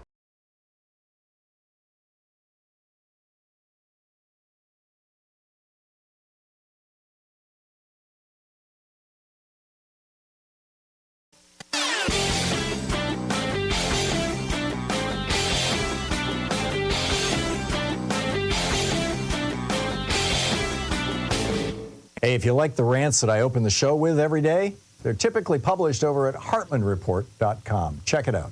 So back in 1933, when Franklin Roosevelt became president, we were in the depths of the Great Depression. He raised the top income tax rate on billionaires from 25% to 90%. The ultra-rich were screaming, and here's what he had to say. A number of my friends who belong in the very high upper bracket have suggested to me on several occasions of late that if I am re-elected president, they will have to move to some other nation because of high taxes here. Now, I will miss them very much. He just took it right to them, right?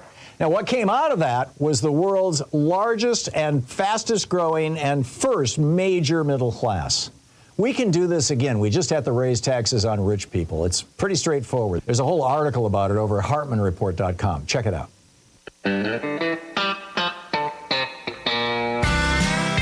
Welcome back. 35 minutes past the hour. Picking up your calls here. Jessica in Chicago. Hey, Jessica. How's everything? Hi, Tom. Thank you very, very much for helping get the word out about Colorado. You are so kind and always brilliant on every issue. I know you're having a real struggle with your neighbor and has been cutting down your trees, and you tried suing him, and it's bankrupting you, and you've got this land in Colorado you're trying to sell. Did you find a purchaser for it, or are you still looking for somebody? We're still looking, but we did not sue the neighbor. The neighbor, of all things, sued us. We were going to drop the trees. He wanted a fence on our driveway. It's just insane. Yeah. But I did email Don. I'm not certain it even went through. My Wi-Fi goes in and out. And I heard from a very nice gentleman, Keith, from Colorado. He said he'd get the word out, too. And it's amazing. Your listeners. If anybody's interested in this property, Jessica's kind of got her back to the wall. You can describe it real briefly, Jessica, and then people can just reach out to me, and I'll pass the information along to you. I've got your phone number. Thank you. It's I'm sorry. I had to trust. 230 Caribou Lane on the mountaintop in Steamboat Springs, Colorado. And it's a wonderful, everything's around there, Fish Creek Falls and skiing. But I also wanted to thank absolutely all your callers, Keith, Soche, Don. I'm amazed how kind your listeners are as well. And this is a lot. This is raw land, and you're asking $40,000 for it, as I recall. Yeah. Okay. So that's none of that is what you called about. So why'd you call it, Christy Noem? I did, but I also wanted to say, Tom, you are absolutely right, and so were your last callers. I heard that Israel was drilling that oil that belongs to Gaza, and Gaza is actually a wealthy country. That upsets me, too. And then Christy Noem upsets me so much. I looked up about how she brags about murdering her pets, and in regards to that, in every state, animal cruelty is against the law, and certain acts of animal abuse are felonies. Did you hear her latest excuse? Is that he was 14 months old. He's not a puppy. Right. Oh, yeah. Yep. And she won't be charged, but she should be. Yeah, I'm with you, except that she's the governor. I doubt that her own law enforcement officials are going to come after her. Yep.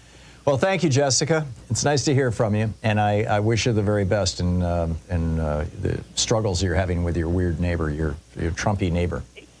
Yeah, that's endless, but the other problems are worse. Yeah. Oh, my God. It's like everything came at us at once. Yeah. So thank you for your helpfulness. Thank you. You're welcome, Jessica. Thank you very much. William in Broken Arrow, Oklahoma. Hey, William, what's on your mind today?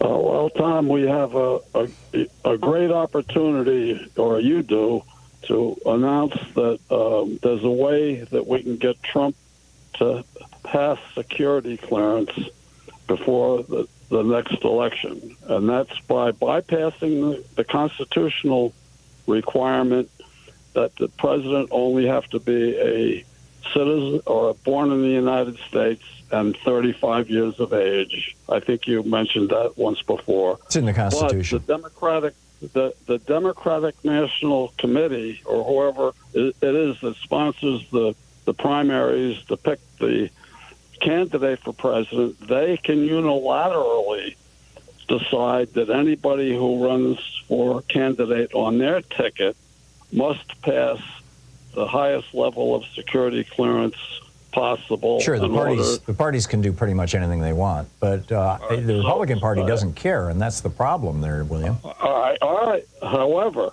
can you think of a better issue to debate from now until the election than Trump having all those boxes that he still has failed to provide back to the FBI or whatever it is, the classified documents, and all the suggestions that he might be too comfortable with the former Soviets? Then the Democrat candidate making a big issue out of this. Most of the American public, Tom, I've been asking people when I go around walking my dog and stuff, I say, do you know that President Trump never had to pass security clearance, but he could give security clearance for his son-in-law. Who failed the security clearance, by the way. The FBI said he should not have security clearance, Jared Kushner, because he was too close to the Saudis and the Russians.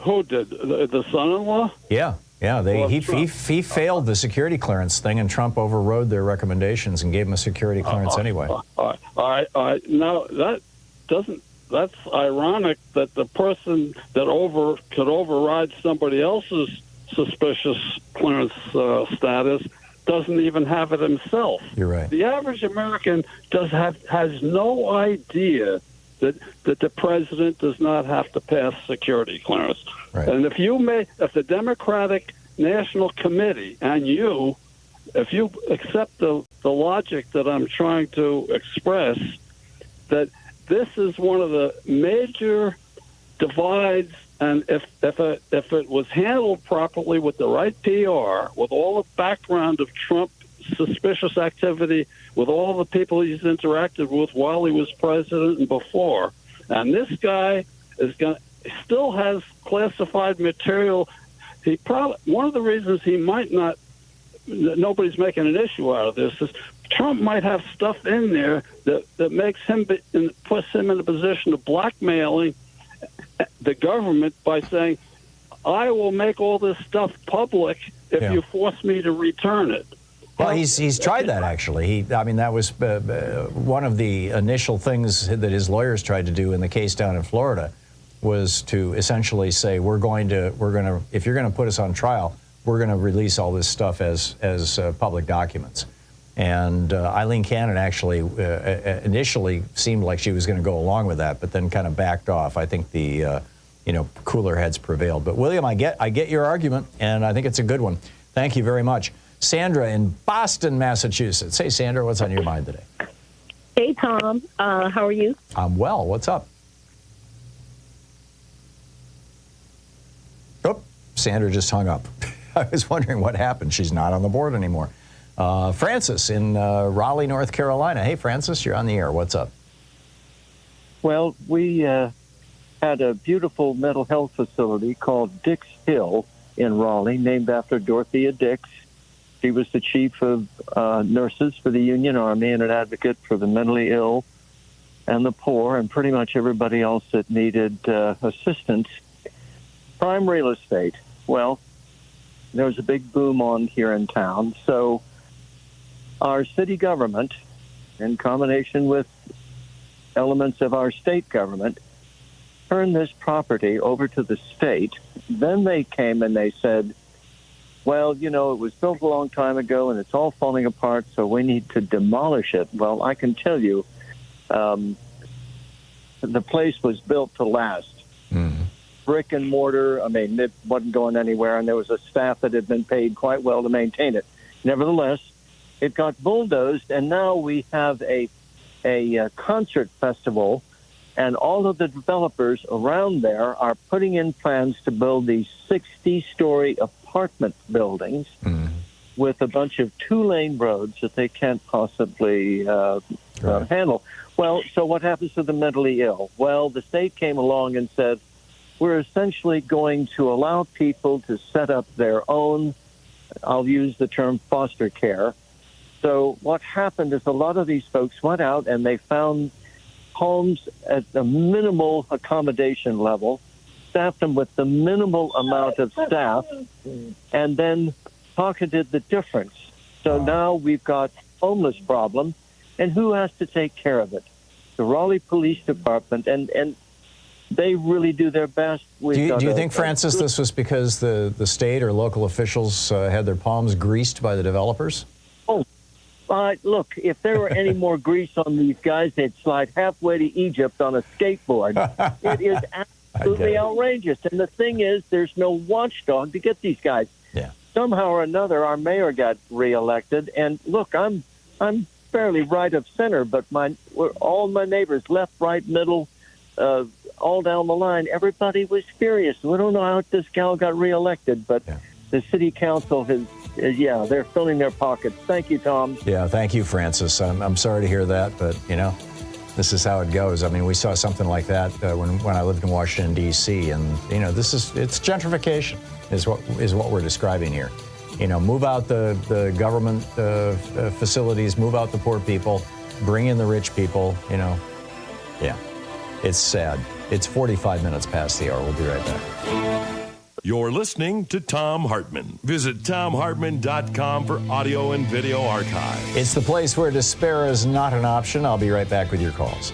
Well, actually, on the other side of this break, we've got a guest, so stay with that too.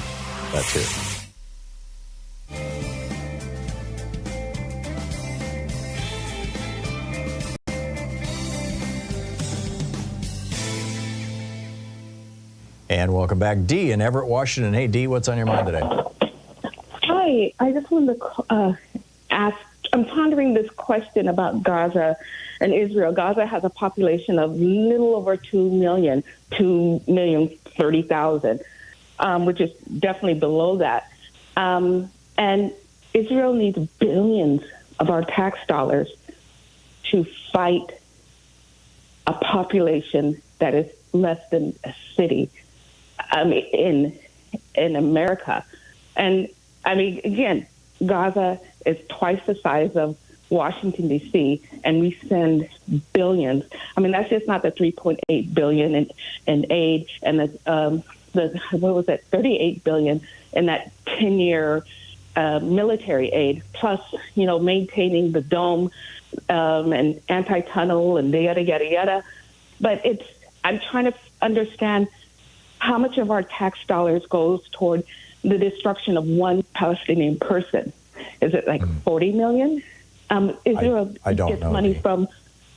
Yeah, they don't just get money from us; it's from other countries as well, and they have virtually free education, natural health care, and we have bills. 2 million people, less than 2 million people, and billions of dollars. Help me figure this out when we have homelessness and we need help on our southern border and so on and so forth. I'm trying to understand the $3+ billion a year that we've been giving Israel since the 1970s as part of the Camp David Accords and giving to Egypt as well, by the way, was it was just the deal that we cut, that Jimmy Carter cut with them. With regard to the military assistance, I frankly don't know, and I put it on my list of things to try to look up, to what extent our military assistance is gifts, loans, or simply selling them equipment. But Israel has become quite a wealthy nation, Yes, and we're helping support that. I know. I think it's time to reassess that. Definitely. Again, if someone can figure out every time a death happens in Gaza, how much of our tax dollars was spent on that death? Is it 40 million per death? I can't seem to figure out because it's hard to find how much money is coming in from the UK and Germany, reparations, and the U.S. and so on and so forth. I think Germany has finished paying reparations to Israel. I think that ended some time ago. But yeah, you just take $3 billion and divide it by 34,000 people, and that would give you a number. I can't do math in my head that fast. It's not $3 billion. It's not $3 billion. And in Israeli Times, they list other aid that we're giving Israel. It's not just. And during the Obama administration, they allocated $38 billion, which will be allocated within 10 years for military aid. That is not aid. It's on top of aid. And I don't know if we gave that $14 billion and there was another $20 billion recently. Yeah. I don't have my notes in front of me, but I was just, if someone can figure out how much does it cost for a Palestinian life, It would please call in. It would be an interesting bit of math. It would. Dee, thank you for the call. If you figure it out, call us back and let us know. It's just about 10 minutes before the hour. In just a moment, Darshon Smaaladen, I believe is how it's pronounced, will be with us about something that's going on in Orange County that might be a bellwether. Stay tuned.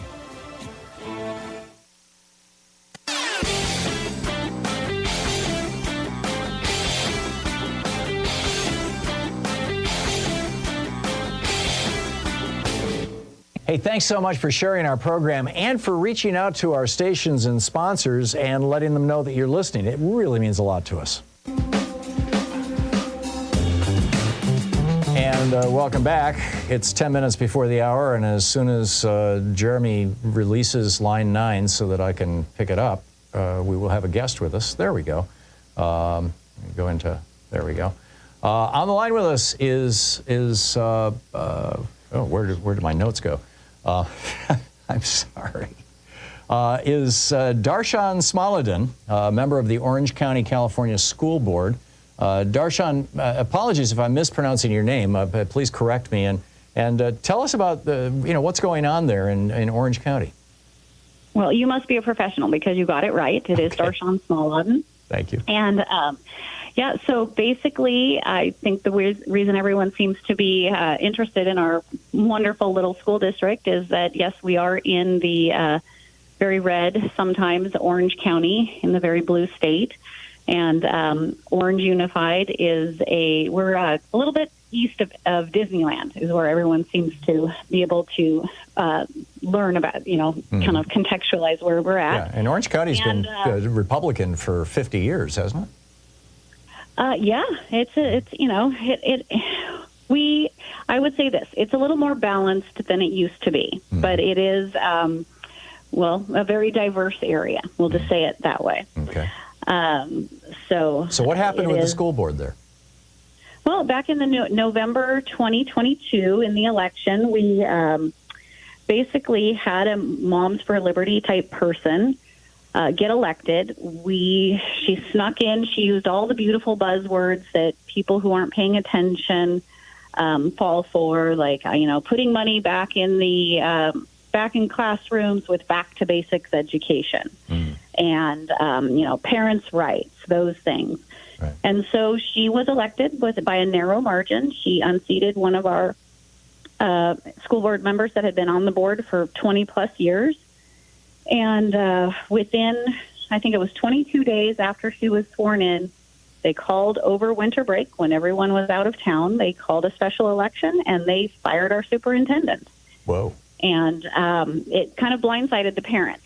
And it was, with 24 hours notice, there were several hundred parents showed up during winter break to ask. We had, I believe it was 60 speakers stood up and spoke, 59 of them for our superintendent and for keeping her, and one that was supportive of the change.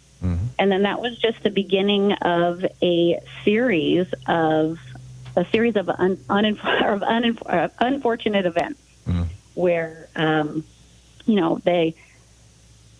we had both things going on in our district. I'll say this: we had a lot of the culture wars issues, and they attempted to use those as a way to combat their recall. And because that recall was basically born from them not listening to our community, to our parents, when we said, we like this superintendent. She so does the parents a great responded job. to this firing with an attempt to recall these right-wingers on the school board. How did that work out? Well, it was within hours. It was funny that I kind of retell the story that I ended up leading a recall campaign for a year and a half because I knew how to make a QR code for a Google form. Because it was actually a tactic. We said, why don't we, tonight at the meeting, because we had like emergency, text chains and everything. We said, why don't we pretend like we're going to recall them and like threaten them? And if they really go through this and they fire her, that we're going to make them pay. And so we're like, okay, yeah, let's do it. I've got clipboards. I'll make a sheet. And I was like, I can make a QR code for a Google form. Well, that Google form had over 250 names on it by the end of the night. Wow. That they were passing it around. People took pictures of it and texted it to their friends. We're going to stop this. And so we kind of looked around, and there were, by the end of the weekend, this had happened on a Thursday night, by the end of the weekend, there were 500 names on there of people that said, I'm willing to help. Wow. I want to be a part of the solution to this problem. That's marvelous. And that was before we even knew how big the problem was going to be. Yeah. So we kind of looked at ourselves and we said, okay, I guess we better learn about how to recall a politician. So we did a lot of learning. And, you know, 'cause our group is all parents. We, we were supported by our teachers because they didn't like the chaos. But we weren't professionals at this. We, had to learn. So did you call a new election? Is that how you did it? Or did you, first of all, did you get rid of this person? Well, so there were two. What we did is there were 4 people of the 7-person board that had voted to get rid of her. Right. And we had to learn a lot, and we decided to recall the 2 who had just been reelected. So the one was new, and then there was an incumbent. Right. And so 2 of the 4, because the other 2 were they're actually up for election this November. So we can hold them accountable then. So recalls in California are actually a really hard process. They were made harder after Gavin Newsom faced. Darshon, I only have a minute left. Oh gosh, I'm so sorry. If you could tell us how did it work out?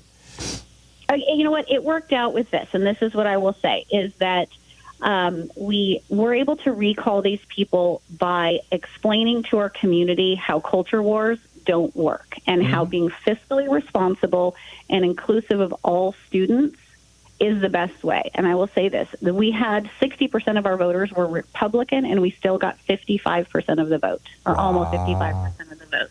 So you succeeded. Because people want moderation and kindness. Yeah. Well, that's marvelous. That is absolutely marvelous. And in Orange County, of all places, like you said, 60% Republican. I'm impressed. Yeah. And this is an extraordinary testimonial to grassroots activism by parents who care about, what's going on in their schools. So, Darshon, thank you so much for dropping by and sharing your story with us. All right. Thank you. It's been great. It's fascinating. Thank you so much. It's 57 minutes past the hour. Well, it's the top of the hour. On the other side of this break, Dr. Eric Feigl-Ding is going to be with us. What's going on with bird flu? Stay tuned.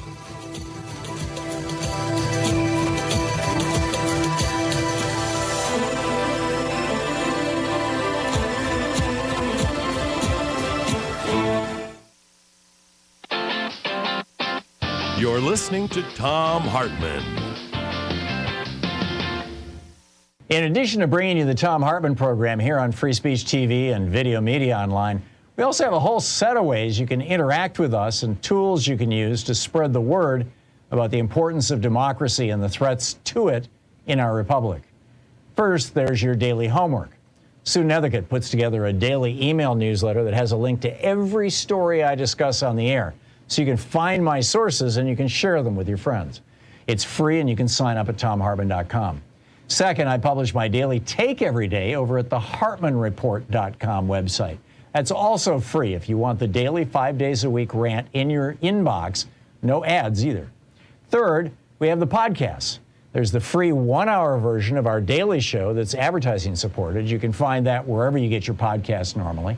And then there's also the podcast of the entire 3-hour show with no advertisements, and that's available by subscription over at thomhartmann.com. So check them all out at thomhartmann.com and hartmannreport.com.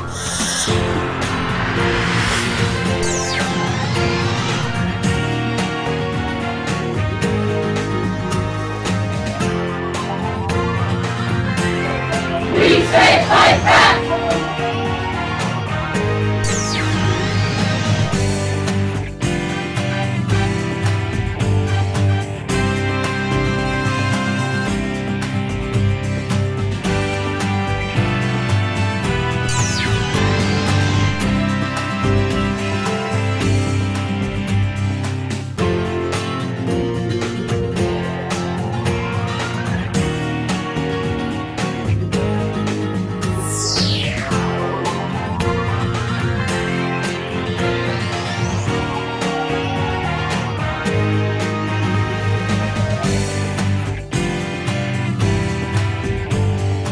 We're reading from Behold America by Sarah Churchwell, The Entangled History of America First and the American Dream.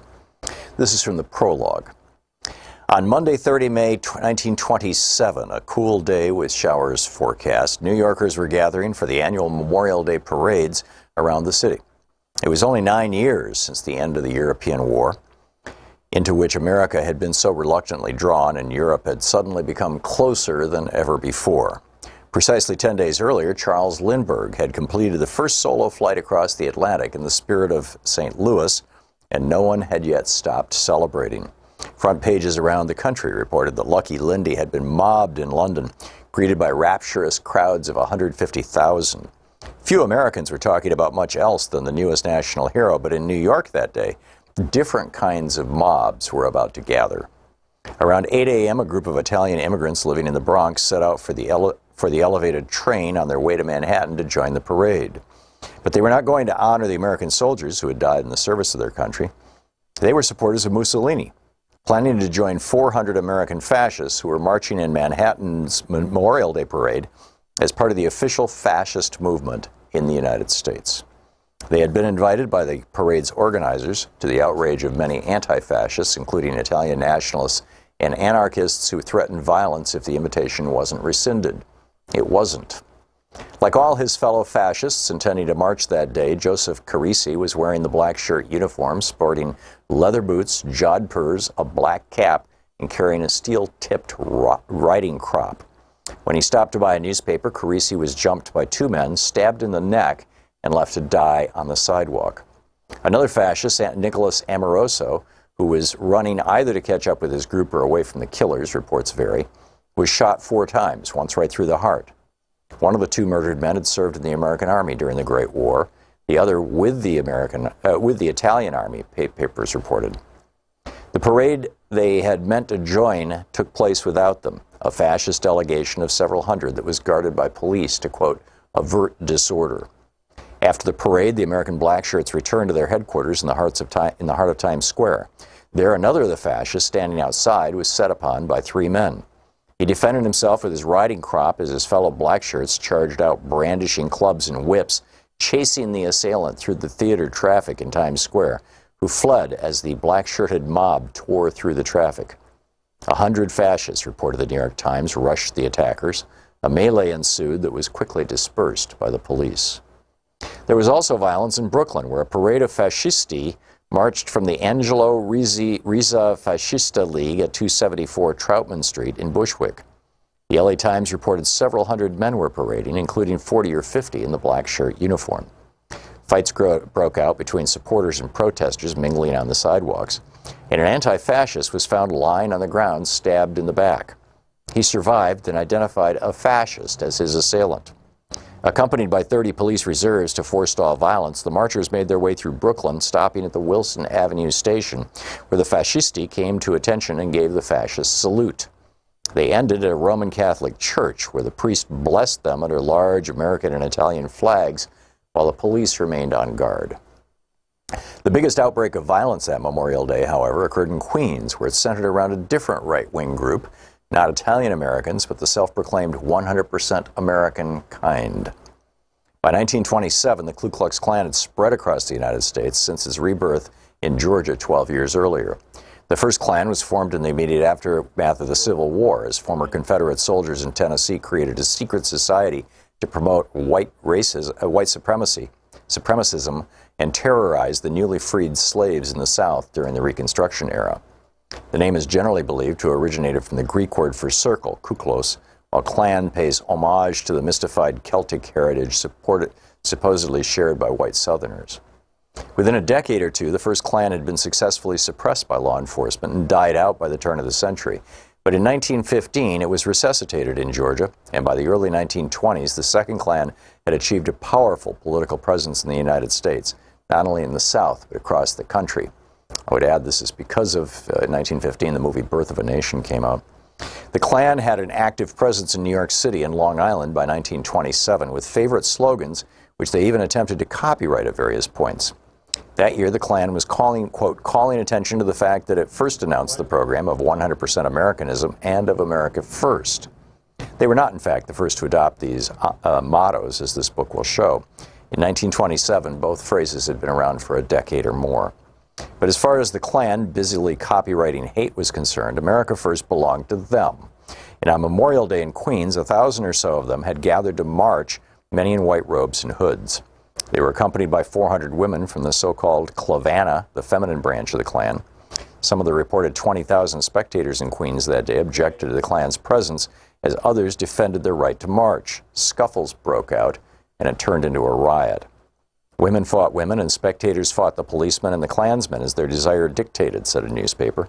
Klan banners were shredded, and 5 of their number were arrested, said initial reports, while a few others were caught up in the confusion as well. The book, Behold America, Sarah Churchwell.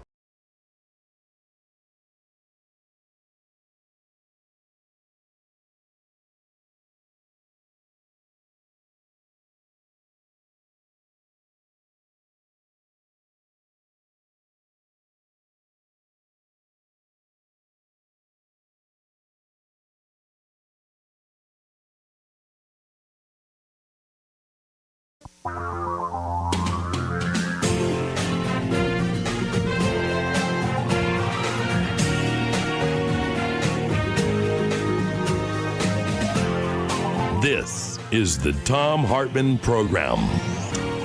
Welcome to the third hour of our program. You've seen the headlines. Bird flu spreads to chickens, cattle, raises concerns over human infections. Bird flu kills half of humans who get it. Cat dies after drinking raw milk. Florida dolphin dies of bird flu, et cetera, et cetera. What's going on with this thing? I wanted to check in with one of the people I have the highest respect for, one of our most respected scientists, in my opinion, in this country, Dr. Eric Feigl-Ding. He's an epidemiologist and health economist with New England Complex Systems Institute, the first whistleblower in the COVID pandemic, former faculty member and researcher at Harvard Medical School and Harvard T.H. Chan School of Public Health. On Twitter or X or whatever you call it these days, his handle is Dr. Eric Ding, D-R-E-R-I-C-D-I-N-G. Dr. Eric Feigl-Ding, thank you for joining us again. Welcome back to the program. What is this bird flu? Where did it come from? How dangerous is it? Yeah, this bird flu has arrived in the U.S. very fast and furious. We think it was introduced back in February. That's what the data is indicating.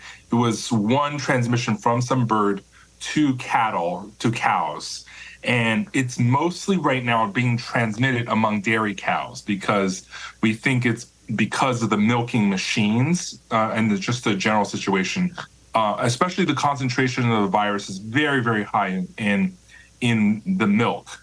And that's why we're also telling people not to drink raw milk, because unless it's pasteurized, and we're mostly certain pasteurization is okay, even though pasteurization doesn't kill all viruses, it should be okay. But definitely don't drink raw milk. And there's a big segment of the population that is really into raw milk right now. And I'm very worried about them. But somehow this fad is still continuing despite all the risk that's currently going on. And because this bird flu, as you said, it's 50% mortality among those who we detect it. And if this truly jumps into humans and spreads human to human, we're in deep trouble. Now, I read in the New York Times, let me get the date on this, is April 24th, that, in fact, I'll just quote it. According to public health officials, the virus load in the infected cow's milk is especially high, raising the possibility the disease is being spread through milking machines or from aerosolized sprays. Another possible route is the cow's feed, owing to the fairly revolting fact that the U.S. allows farmers to feed leftover poultry bedding material, feathers, excrement, spilled seeds, to dairy and beef cattle as a cheap source of additional protein. Is this, are we looking at the possibility of a deadly pandemic because the ag industry, the big ag industry, wants to jack up profits? Yeah, this is very worrisome because this poultry feed thing, by the way, feeding poultry poop dung to cows it's illegal in Canada, Europe, Britain. Britain banned it after the mad cow fiasco many decades ago. But we allow it here in the U.S., and it's pretty revolting. I think in certain ways, we should have done that eons ago. It's already made the jump to cattle. So in many ways, we need to further control cattle transmission. And cattle transmission means we have to be very careful about milking and in slaughterhouses. CDC actually last week put out an alert. All dairy farmers, cattle, slaughterhouse veterinarians need to wear full PPEs, as in mask and goggles and full, waterproof aprons, because in many ways we know that the transmission among farms is the highest risk, and these are the highest risk occupations. I just unfortunately don't see big ag, mandating all slaughterhouse workers, meat processing plant workers and dairy farm workers to wear these PPE, unfortunately. And we know those also on many dairy farms, children work on family dairy farms.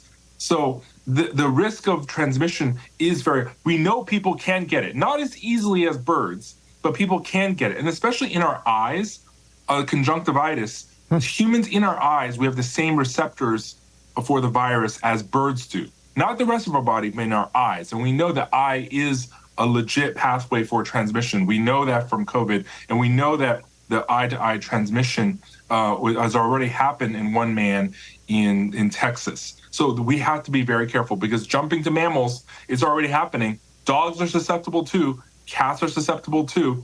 And humans on occasion as well. My understanding is that back, the last time we had a major problem with the flu was 1918. I mean, we've had a few awful ones, but that killed just millions and millions of people all around the world.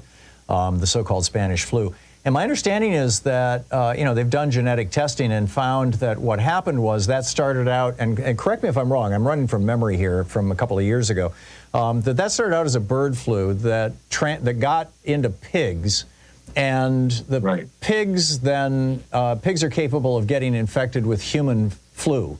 And apparently some pig someplace in Leavenworth, Kansas, had both human flu and the bird flu at the same time. And so the flu virus jumped genes, and suddenly now you've got a new flu that is the bird flu, but it's got the human part of the genetics that enables it to be highly transmissible human to human. And boom, that's what happened. A, is that how it works out? And B, could we see the same thing? I mean, they called that a swine flu ultimately because the jump happened in pigs. Could we see that happen in pigs or in cattle or in humans? Right. I mean, is this the big fear? Yeah, in certain ways, that's the doomsday scenario, because right now the bird flu, it can infect humans with a very, very high dose. It's known to happen. It's infected hundreds of people worldwide. Yeah, about 800 people so far, right? Yeah, exactly, and killing half of them. But, that's still not like, raging inferno pandemic scale. The doomsday scenario is if a pig has both, and infected with human and bird flu, and then they cross-mingle. This is called recombination. Then you get the worst of both worlds. And that is a big worry, because big ag right now, given the intensity of how industrial farming is and how humans are very close to these farms, it could honestly happen. It's one of those things, we think it's going to happen at some point, because progressively, not just dolphins, but walruses, penguins, all of them have become infected in huge mass die-offs. That has not happened a decade or 2 decades ago. It's all happened within the last 5 years. And this mammal adaptation to dogs, cats, cows, that's a recent jump as well. They know that there's several mutations. And most worrisome, the mutation in the cows that they've now found not only has this mutation that allows greater mammal infection, but also prevents Tamiflu, our number one frontline flu drug, from working. Basically, It's a mutation that neutralizes Tamiflu. And if that strain, it's not seen everywhere, but if that substrain of the bird flu gets commingled, then not only do we have raging wildfire that can affect humans, but our frontline drug against it won't work. And so our Tamiflu stockpile might not work if that substrain of this bird virus that's circulating in the cows, it becomes a predominant version of it. So we have lots to worry about. And our vaccine stockpile is not very large, by the way. I think we should vaccinate all veterinarians or anyone who touches farm animals, birds, cows, pigs. But we're not doing that, and we're not even doing PPE. And they're not even testing that much, honestly. USDA, the data that they released, all the sample data right now says USA 2024. It does not say where. It does not say the exact date of all these genetic samples. So we actually can't calculate how fast they're mutating. And many scientists have been very upset about this recently. I can imagine. Now, the one big difference between now and 1918 is that in 1918 they didn't have a particularly sophisticated way of developing flu vaccines and a rapid way to whatever you call it, grow them and then get them out to the populace. You said people should be vaccinated. To what extent might the normal flu, the quadrivalent or trivalent vaccines provide some protection? A, and B, how quickly could we develop a vaccine if this thing does make the jump and it does become a human-to-human pathogen? Right. The flu strains that we have vaccines for are not well adapted to the bird flu. The bird flu is a very different kind of flu. It's a completely different class of flu, H5N1. And for the vaccines, we can develop them. It takes a couple months for the testing, because for every flu season, we start the development for them like 9 months before that winter arrives. We start picking the strains that we want to include next season. But the other major thing is bird flu, how they grow it in the eggshells. It's a very slow process, and you need adjuvants to boost immunity that these flu vaccines exert. And the adjuvants, we can't ramp up enough. We don't have enough of the adjuvants because it's not a potent vaccine by itself. It needs these booster. Isn't the adjuvant typically just aluminum or alum?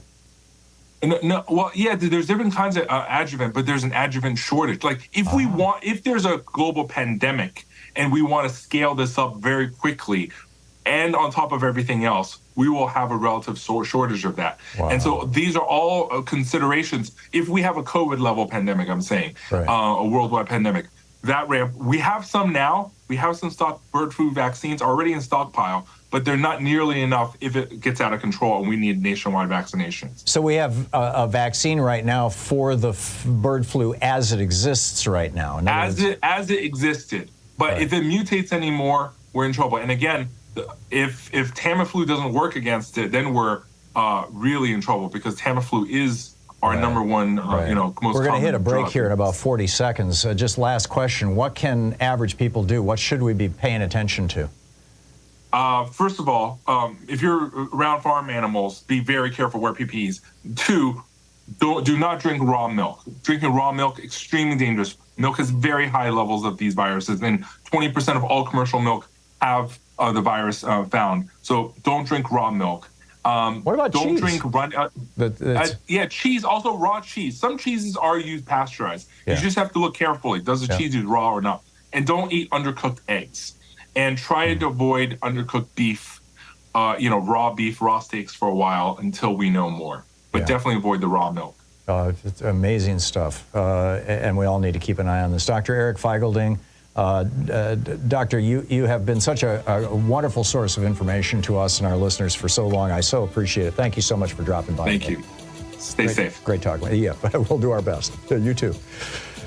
Okay, we'll be back on the other side of this break with more of the news of the day and your calls, so stay tuned.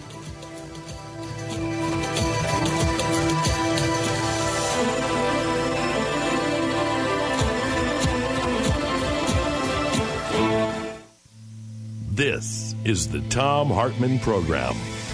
Right back with, I've got a Geeky Science for you, and I'll be picking up your calls for the rest of the hour, so stay tuned.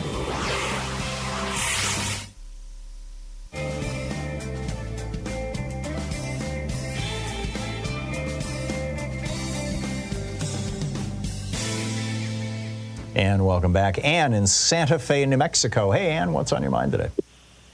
Tom, I need your help. A good friend of mine is on the national staff of Veterans for Peace, and they are promoting an event, a big rally in July called No to NATO, Yes to Peace. And it's making me very nervous. Sounds like something Vladimir Putin would organize.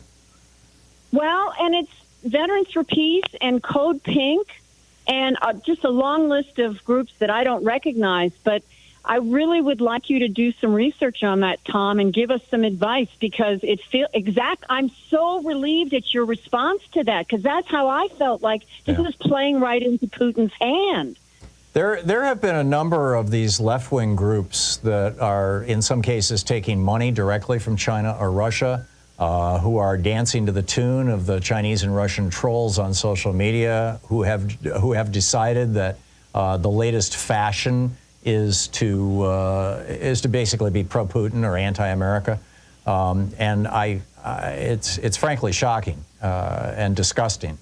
Veterans for Peace, I had always thought was a fairly straight-up group. Code Pink has been flirting with this kind of stuff for some time now, so that doesn't surprise me. Wow, I'm so sorry to hear that. Well, your assessment of Code Pink is helpful, because I hadn't done that much, but Veterans for Peace. But anyway, I just wanted to give you a heads up on this, and if you feel motivated to help us understand. Yeah. Well, I think I don't think there's much complexity here. You've got some of these left-wing groups who have decided to align themselves with Russia rather than America. It's that simple. Good Lord. Yeah. No, I agree. As an old lefty, I am horrified too.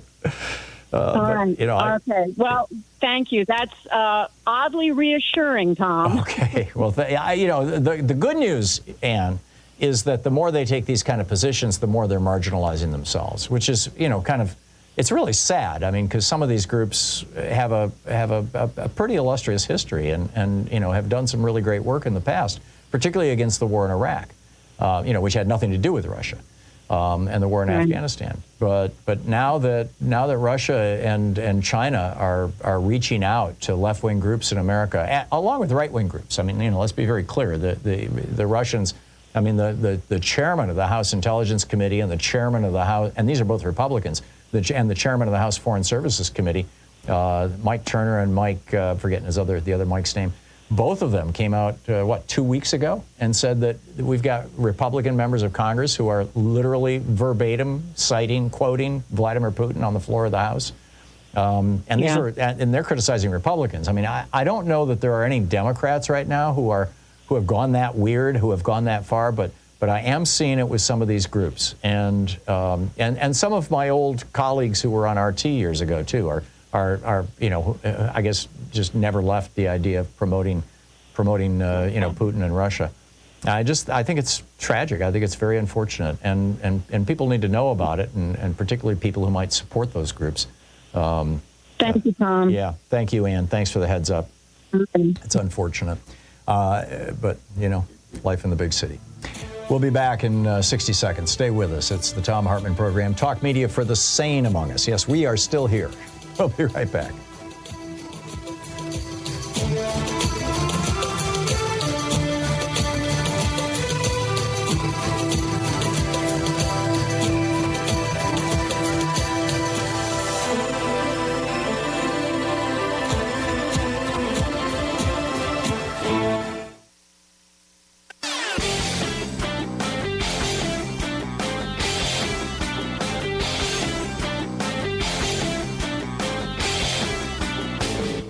Change starts with you. You can be calling your Democratic or Republican representatives to let them know what you think by calling 202-224-3121. It's the Capitol switchboard. It'll get you right through to them. Recently, I did an op-ed and a little rant here about what happens when you raise the top income tax rate on morbidly rich people to 90%, and how, that helps reduce income inequality and funds the government, all kinds of good, positive things. What about corporate taxes? We really need to go back to the 50% top corporate income tax rate that we had under Dwight Eisenhower, for example. The reason why is not on the assumption that we're going to collect all that money, but what it does is it causes corporations to change their behavior, to do things to try to get tax deductions so they don't have to pay that in taxes. And what are the main things they do? They develop new products. They do research and development. They become more competitive. They open up new stores. They pay their employees better. They offer better benefits.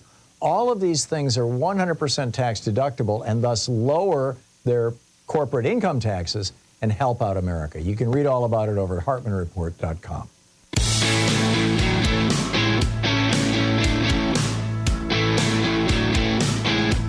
Welcome back. 24 minutes past the hour, and just a quick geeky science here for you, and then I'll pick up your calls for the rest of the hour. This is out of studyfinds.org, which is just a fascinating website that compiles, scientific studies. And this was just a major analysis of 199 previous studies involving over 20 million people. It was published in the British Journal of Sports Medicine this last week. And what they found was that cardiorespiratory fitness, now cardio, heart, respiratory, lungs, right? Heart-lung fitness can lower the risk of premature death, chronic diseases, and complications from poor health by a staggering 20%. This is remarkable. The results were striking. This was the first time that they've really looked at these studies. In fact, most of the earlier studies that were done on male athletes. And this, has men, women, all ages, everything. And what they found was that people with high fitness levels had a 41 to 53% lower risk of premature death from any cause compared to those with low fitness. The protective effects were applicable to deaths from cardiovascular disease, cancer, stroke, and sudden cardiac events, heart attacks. High fitness was also linked to a 37 to 69% reduced risk of developing chronic conditions like hypertension, heart failure, stroke, atrial fibrillation, dementia, and depression. Even in people already diagnosed with heart disease, cancer, or other chronic illnesses, those who were more fit had a immeasurably lower risk of dying. The lead author of this study, Dr. Justin Lang from the Public Health Agency of Canada, he said, people can make meaningful improvements through additional moderate physical activity, such as brisk walking at least 150 minutes a week. So let's see, 7 into 150, it's roughly 22 minutes a day. Just walk fast, 22 minutes a day. It's about a mile, by the way. Typically people walk 3 miles an hour. That's, every 20 minutes, that's a mile. So, I do it. Louise and I do this every day. We get out and we've been doing it now for, at least a decade. I mean, religiously, every single day, 7 days a week. And I can't say that I would have croaked a lot earlier if I wasn't doing this, but I feel great, knock wood. And I'm telling you, get out of your house and go take a brisk walk, 20 minutes a day. It will, 69% lower risk of death from, it's just incredible. All right, what's on your mind? I'll pick up your calls on the other side of the break. Stay with us. You're listening to the Thom Hartmann Program. Call 202-808-9925. In the truth, the fast food industry would really rather you didn't know all about. I'll be right back with you.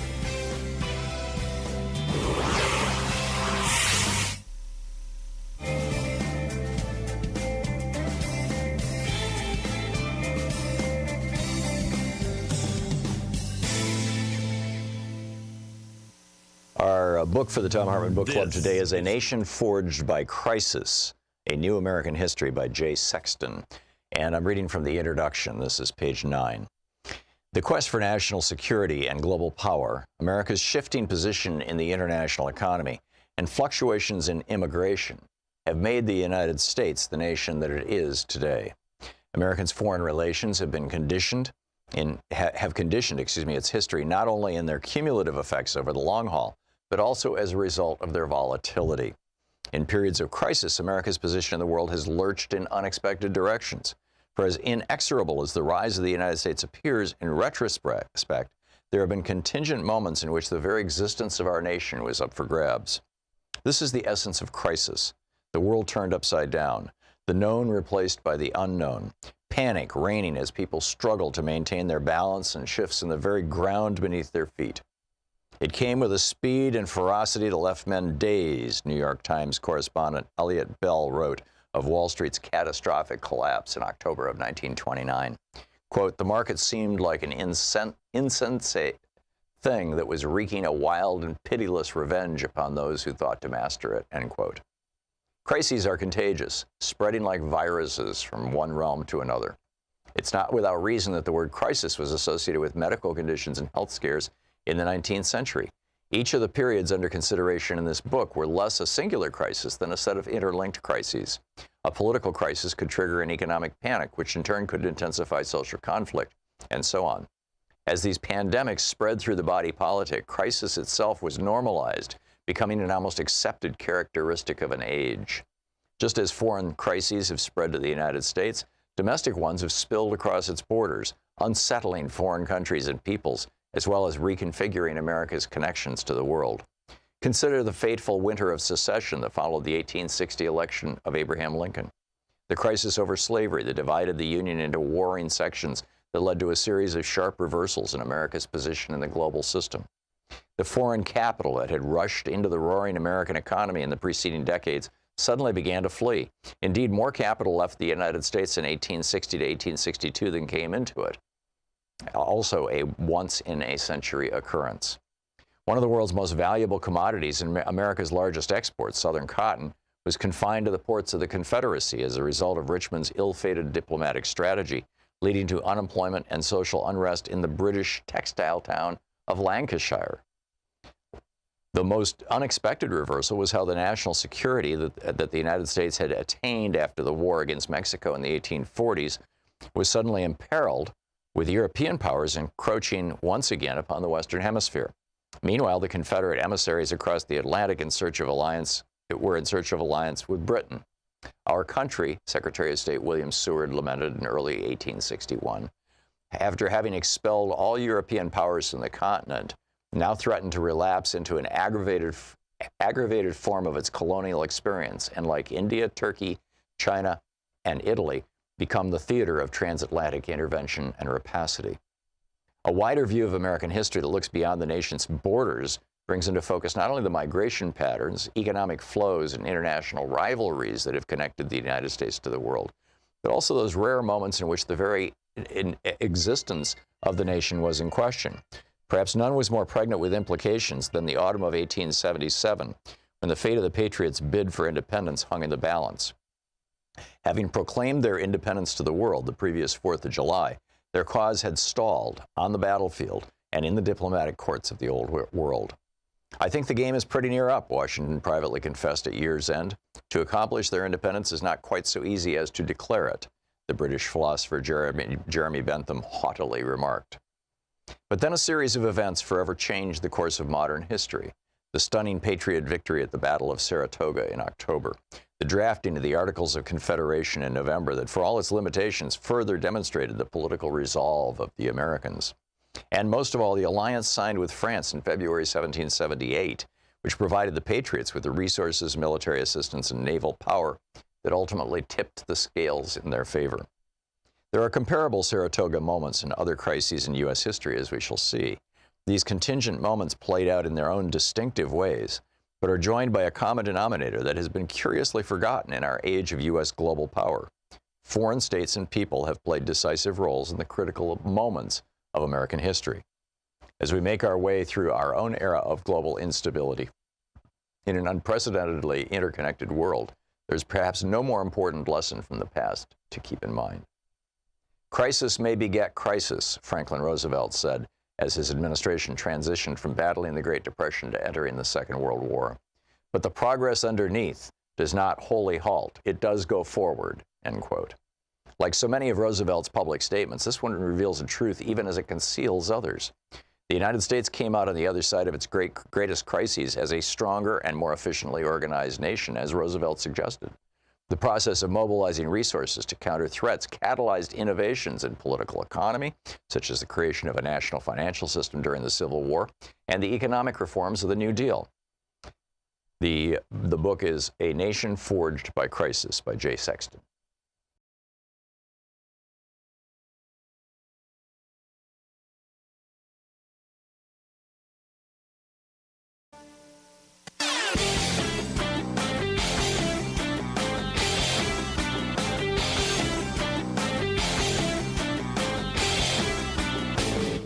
From international trade policy to immigration policy to housing, we've got all kinds of topics. The wars between Republicans and Democrats, the Republican efforts to induce fascism in the United States. A great selection of opinions will be found over at HartmannReport.com. You know, between 40 years of Ronald Reagan's neoliberalism destroying the American middle class and all the just horrors of January 6th and the Trump presidency, America's waking up, and that's a really good thing. There's actually, some books coming out about this. Mine, The Hidden History of Democracy. Neil Howe's The Fourth Turning is here.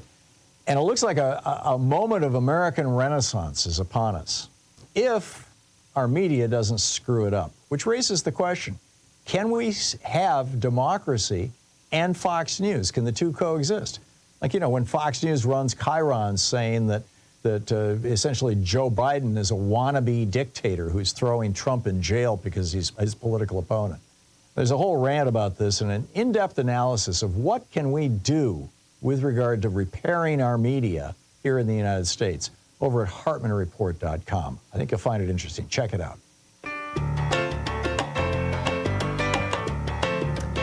35 minutes past the hour. Welcome back. Picking up your calls here. Charles in Miami. Hey, Charles, what's on your mind today? Hey, how you doing, brother? Wow, you got a lot of stuff to Charles, I need you to get your... Charles, I'm having a hard time hearing you. I need you to use your phone in a normal mode rather than whatever you're doing right now, because I just can't understand what you're saying. All right, is this better? Not much, no. I'll tell you what, I'm going to put you on hold, and you can work it out with Jeremy, and I'll get back to you in a minute. Tim, Charles is on line 6, Jeremy. Tim in Holcomb, Wisconsin. Hey, Tim, what's on your mind today? Hey, Tom. I was looking at Project 2025, and I've seen it and heard bits and pieces about it, but I thought I'd investigate it. So I went online and I looked it up on Wikipedia, and I wholeheartedly would like all your listeners to look it up on Wikipedia and read it. Yeah, it is frightening. Yeah, but you go through it. It's all the eliminating the FBI, Homeland Security, the EPA, firing 60,000 employees. But then it goes down, and there's a paragraph on abortion. And, of course, all these states now, Kansas and I think Ohio, and then where the ladies have all gotten together and gotten, abortion rights back, they're going to supersede these with a federal law, and it's going to be totally, completely gone. Yeah, there'll be a national abortion ban. And by the way, Project 2025 is not for Donald Trump. It's for any Republican president, any time in the future. Yes, absolutely. And but anyway, so I read this, and I just had to say, people gotta read this thing because it's really a wake up call. Yeah. And so, but anyway, I read it, and then it reminded me of an interview I saw with Leonard Leo last fall. Mm-hmm. And Leonard Leo was getting interviewed. And at the end of the interview, he volunteered something. He said, and there's a group of us at the Federalist Society that want to repeal the 19th Amendment, right? Which, of course, is the women's right to vote. So the women better sit up and take notice, because these guys are going to turn them into chattel. Yeah. There's no question about it. They're evil. I did not know that Leonard Leo had said that. I had heard that, some of them are talking about repealing the 17th Amendment, which is the direct election of senators. And I think, there's a couple of billionaires. I think Peter Thiel made a comment once that I'm guessing he regrets, about ending the women's right to vote. But it's wild stuff, Tim. I mean, I'm one of the things that I'm doing right now. I wrote about this maybe 5-6 months ago, and we did a whole show on it. And but it's time to revisit it. And maybe actually it was more like 3 months ago. But I need to revisit it. And I've been looking around. I've been keeping an eye open for a group or a person who has become, a self-styled expert on Project 2025 that we can get on the air. So, we'll get to it. We'll get to it in the next little bit here. Tim, thanks for the heads up. One other little thing. Clarence Thomas was being chased down a hallway by it's named Raja Manu. I think it was CNN. Yeah, Majorano. And he was chasing him down the hallway, and he ducked into an elevator, and then he leaned in with his microphone and he said, "What's your stance on women's rights?" And Clarence Thomas leaned in the microphone and said, "There is no mention of women in the Constitution." Really? So, yes. Wow. And then the door closed. And then the elevator door closed, and I thought, why aren't the Democrats using that in a campaign ad? Oh yeah. Yeah, You know? yeah, I did not see that. Tim, thank you. Thanks for the heads up on those things. I do appreciate it. Charles in Miami. Let's try it again, Charles. All right, is this any better? Yeah, I can hear you. I can understand what you're saying now. Okay. All right, well, I'm sort of intrigued by, I would say, Emmanuel Macron. Uh-huh.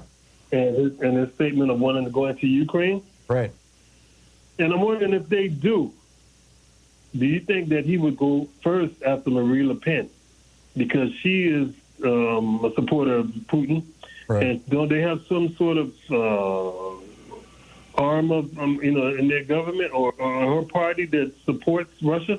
Yeah, it's called the United Front, I believe, is Marine Le Pen's party. It was started by her father. It was an openly fascist party when her father started it. It was kind of the remnants of the Vichy French, I suppose you could say. She's tried to clean it up and make it a little more general interest and a little more appealing. But and I think that she has changed. Her father was not a fan of NATO. Frankly, I don't know her position on Ukraine right now, so I can't speak to that. I'm sorry. Right, but I am wondering, would he put her under some sort of house arrest? Would he also try to investigate all her financial ties? I think because the way I'm leading up, the reason why I'm leading up to this, and I'm just thinking, NATO would probably be involved if France eventually goes in, and we run NATO. So do our Justice Department look into a Marjorie Taylor Greene or a lot of these Russian so-called sympathizers here in the United States? It's also part of our government. Yeah. We don't run NATO, first off, Charles. NATO is run as a democracy, and it's not just a democracy, but one that requires, like the UN does, a consensus. That is 100% agreement before they make any decisions, which has slowed them down in some regards. I don't recall if Marine Le Pen is a member of the French Parliament or not. But whether she is or not, just as a politician, she would have, some level of immunity from prosecution. I suspect for her views in France. I think Macron's got much bigger fish to fry than going after her. But it's an interesting question, Charles. Thank you for the call and thanks for asking it. Sandra in Boston. Hey, Sandra, what's on your mind today? Well, let's try this again. I'm sorry, you vanished the last time we were talking. I don't know what happened. But I just wanted to suggest that you might be wrong about the Republicans being upset if the Democrats purge the voter rolls. I think they villainize the Dems to their base, but would love it if Democrats purge the rolls. Republicans are not interested in democracy, and they just said it out loud in Washington State. Right. Plus, they can do their both sidesism thing while normalizing purging. But what if the Democrats purge the voting rolls in the red counties in blue states?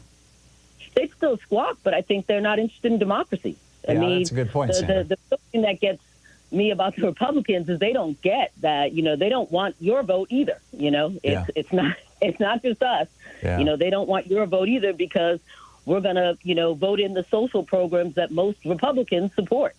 That's a good point. And also I think that, a broken Congress doesn't hurt Republicans as much as Mark Pocan suggests. I think it furthers the sort of Russo-Republican narrative that democracy doesn't work, and it just makes the Dems look powerless. Yeah. So I think that's a good point, too. Yeah, and finally, I'd just like to say quickly, I listen to your show every day, and I hear people call in and say, if you're not voting for Biden, you're not playing the long game. The problem I have is that Biden doesn't seem to have a super good long game. Unless he gets a Democratic House and Senate, he apparently won't be able to fix Roe. And then what? What's his long game if we don't win Congress? And I really think he's got to step up his game against and handle Netanyahu, because it's just making him look weak, like he's got no game. I agree on the one hand. On the other hand, if he takes a very aggressive stance against Netanyahu and against Israel, he could lose a substantial portion of the Jewish vote, which is really important for the Democratic vote. Well, do you really think he has to take a super aggressive? I saw Hillary Clinton do this interview when Putin entered Ukraine, and she was on public television, and she was like, "Listen, I'd handle him," and she meant it. I mean, I was like, "Oh, you know what she meant by it," but the only person I know who Putin is afraid of is Hillary Clinton. Yeah. So I think he needs to just have that posture. He doesn't have to rain fire and brimstone, but we got to look stronger than this. I agree. You know, we do. I do agree, and I've been calling for Biden to take a more aggressive position for some time.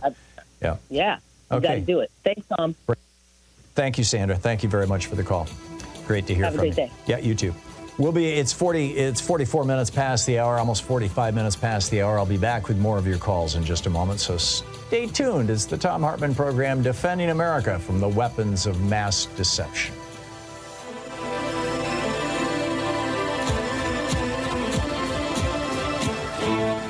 You're listening to Thom Hartmann. Visit thomhartmann.com for audio and video archives. Fair and only slightly unbalanced. I'll be right back with more of your calls.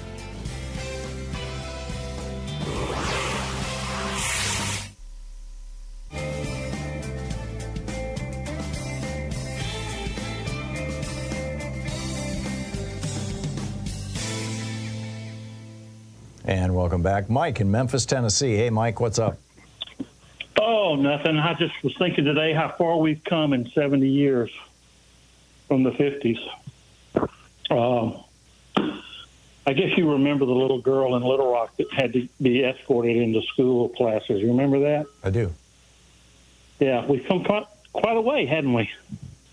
You think we'll be sending federal troops in to protect our students today? Of course, these students are spit on, pepper sprayed, assaulted, and our president doesn't seem to want to say a thing, but he was very adamant when Charlottesville came out, and there was about 2 or 3 hours. Did you hear his speech this morning? I did not. Okay, he came out and he said very clearly that anti-Semitism is unacceptable on college campuses, and that violent and that America has, on the one hand, a deep affection for and holds as a high ideal peaceful protest, and on the other hand, we have to have law and order. We have to have peace, and he said that what's going on in many of these campuses is not peaceful, and therefore it's not legal, and he's not going to tolerate it. Now, he was asked when he was leaving the room if he would send in federal troops, and he said no. He didn't think that the National Guard was a good idea, that these should be dealt with by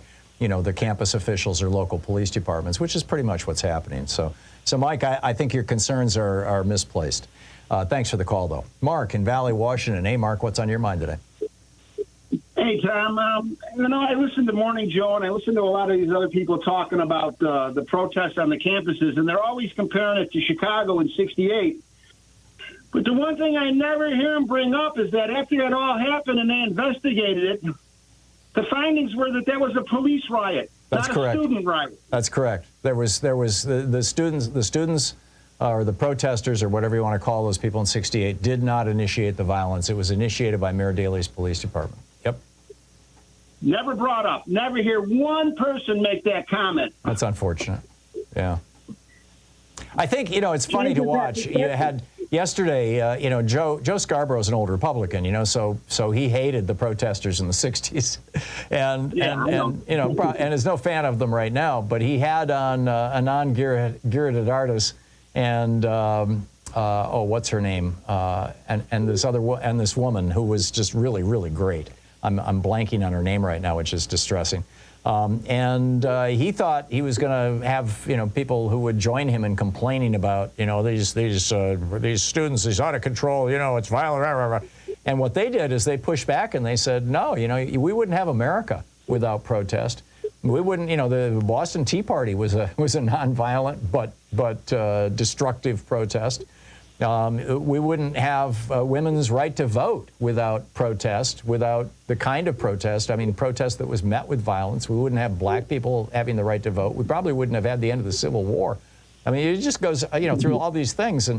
And Joe kind of had to just, sit down and shut up, which was just a fascinating little moment. It was an amazing dynamic. No, he's not good at that. Yeah, no, he's not. He's not. It's nice to see his evolution. I used to pick on him a lot, and because he used to just toe the Republican line, and he's gotten a lot more woke than he used to be, and Mika as well. So I'm encouraged. Mark, thank you for the call. It's 49 minutes past the hour. I'll be back with more of your calls in 60 seconds. Stay with us.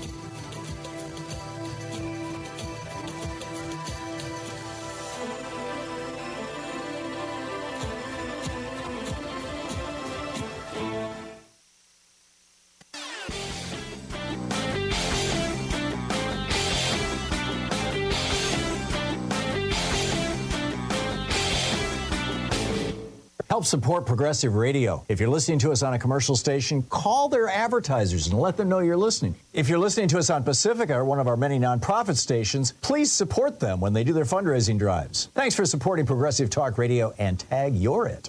So a lot of people are wondering, why is it in America that we can't have nice things? Why don't we have, the same things every other democracy has? Every other democracy in the world has a national health care system of some form, and everybody is covered. We don't. We've got 27 million uninsured people and over 100 million underinsured people. Why is that?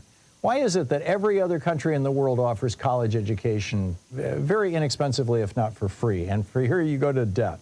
Why is it that we've got our public schools crumbling and other countries are doing well? Why is it that we've got Medicare being taken apart by this Medicare Advantage scam and nobody will do anything about it? Well, it turns out the reason why it boils down to one thing, one Supreme Court decision, Citizens United, legalizing the bribery of our politicians. There's a whole rant about this over at HartmannReport.com. I think you're going to find it very, very useful. Check it out.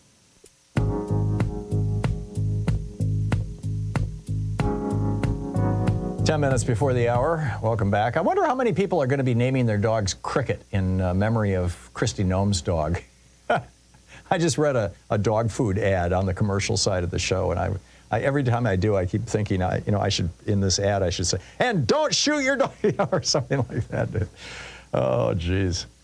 So one of the Substack newsletters I subscribe to yesterday and today, Don't Shoot Your Dog Volume 1 Dog. It's Frank Schaefer, and Don't Shoot Your Dog Volume 2. Frank is a good guy. All right, let's pick up your calls here. Dennis in Minneapolis. Hey, Dennis. Thanks for listening to 950 AM KTNF. What's up? Yeah, can you hear me, Tom? Just fine. Okay. Say, first of all, I don't appreciate you throwing the police under the bus. I'll just make that comment and go on. Okay. That's one of the reasons why the police don't have any power anymore. The present regime has taken away their power. Number two, I'm going to ask you a simple question, Tom. You're kind of the Rush Limbaugh of the left side, right? What's your question, Dennis? Right. I'm asking you a question first. Are you kind of the Rush Limbaugh of the left side? What's your question? Okay. If you can't. Okay. Here's the question: are you going to be intellectually honest enough when this whole democratic regime and this whole thing falls apart? Donald Trump is the next president, and all the evidence comes out of all the corruption that you were supporting. One question to you. Can you answer this like Joe Biden couldn't? Are you going to be intellectually honest enough to come on the radio and say, we were wrong? That's a simple question. Would you do that? Yeah. Dennis, thanks a lot for the call. Steve in Saranac, Michigan. Hey, Steve, what's on your mind today? Yeah, hey. By the way, Steve, let me just to reference the last caller. When I'm wrong, I say so on the air. But I just, disingenuous, fundamentally dishonest callers who are just trying to score points really don't deserve an answer. Steve, what's on your mind today? Yeah, hey, I agree with you about the last guy. But this week I was in the barbershop in Saranac, Michigan, and we have Herbruck's, the big poultry farm here, and they had to put down 9 million birds from bird flu. Whoa. And according to the talk in the shop, the federal government said the guidelines to put down that many birds is you turn up the heat, you don't feed or water them, and just let them expire in a few days. Wow. And, I just thought I'd like to get that out there that, bird flu does seem to be kind of concerning now. Yeah, this is a serious threat, and that's the bad news. The good news is that unlike the Trump administration, I mean, Donald Trump, when Ebola came to the United States, the Republicans were all hysterical because Barack Obama was president, of course, and they were just foaming at the mouth about it. And so Obama put together two things. He put together within the White House a President's Office of Pandemic Response, and he put into the CDC a special unit that did nothing but prepare for and deal with pandemics. When Donald Trump came into office, he shut down both of those offices in 2017 because he said it was a waste of money. The Republican Study Committee was opposed to them because the government's spending money, and that means billionaires have to pay taxes to support this stuff. Therefore. And, Biden has brought those things back. And so we've got an administration that actually believes in science rather than injecting bleach. And, it's I feel a little bit safer, but I'm still really concerned about this. Steve, I got to move along, but thank you for the call. Jordan in Albuquerque, New Mexico. Hey, Jordan, what's on your mind today? Yeah, thanks for taking my call, Tom. Just a quick question. Are you familiar with any initiative that the Democratic Party has put out that is, I would say, something like Project Take the Middle Class Back, that's analogous to Project 2025, and is like a real initiative showing everything that maybe Biden and his administration would do on day one? No, I'm not. The advantage that the conservatives have is there's all these different organizations that are funded by right-wing billionaires who basically just want their taxes lowered, and their industries not to be regulated.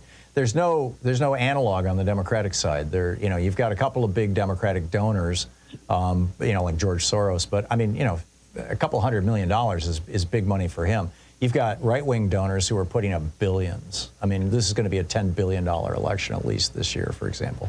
So, no, to the best of my knowledge, there's no infrastructure that would support that on the Democratic side. I was just more referring to it as a messaging opportunity. Yeah. It seems like the GOP and MAGA know exactly what's going to happen on day one if Trump gets into office. Yeah. And I don't feel that as a Democratic Party, we know exactly what's going to happen on day one if Joe Biden is reelected. And I just think that's a great messaging opportunity. Oh, I don't disagree. And this is going to be one of the big challenges of the Biden administration. The problem, though, Jordan, and this is why, people talk about Project 2025, but by and large, they have no idea what it is that people are only capable of digesting and remembering typically 2, 3, 4 things. That is just the 3 is considered the magic number. And which is why, God, gay, and guns, right? So the Democrats have to figure out what their 3 things are going to be. I think that's far more important than coming up with a comprehensive, 90-point plan or a 200-point plan like Project 2025. Jordan, thanks for the call. And thank you for being with us today. We'll be back tomorrow, same time, same place. In the meantime, don't forget democracy is not a spectator sport. It requires all of us, and that includes you. Double check your voter registration, especially if you live in a red state. They are purging voters like there's no tomorrow. So we got to get ready. Get out there, get active, tag You're It. Have a great afternoon. Be good to yourself and the people around you, and I'll catch up with you tomorrow.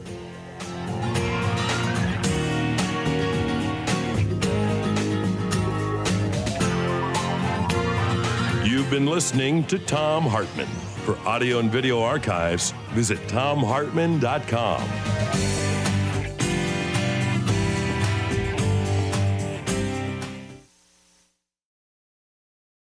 In addition to bringing you the Thom Hartmann Program here on Free Speech TV and Video Media Online, we also have a whole set of ways you can interact with us and tools you can use to spread the word about the importance of democracy and the threats to it in our republic. First, there's your daily homework. Sue Nethercutt puts together a daily email newsletter that has a link to every story I discuss on the air, so you can find my sources and you can share them with your friends. It's free and you can sign up at thomhartmann.com. Second, I publish my daily take every day over at the HartmannReport.com website. That's also free if you want the daily 5 days a week rant in your inbox. No ads either. Third, we have the podcasts. There's the free 1-hour version of our daily show that's advertising supported. You can find that wherever you get your podcasts normally. And then there's also the podcast of the entire 3-hour show with no advertisements, and that's available by subscription over at thomhartmann.com. So check them all out at thomhartmann.com and hartmannreport.com.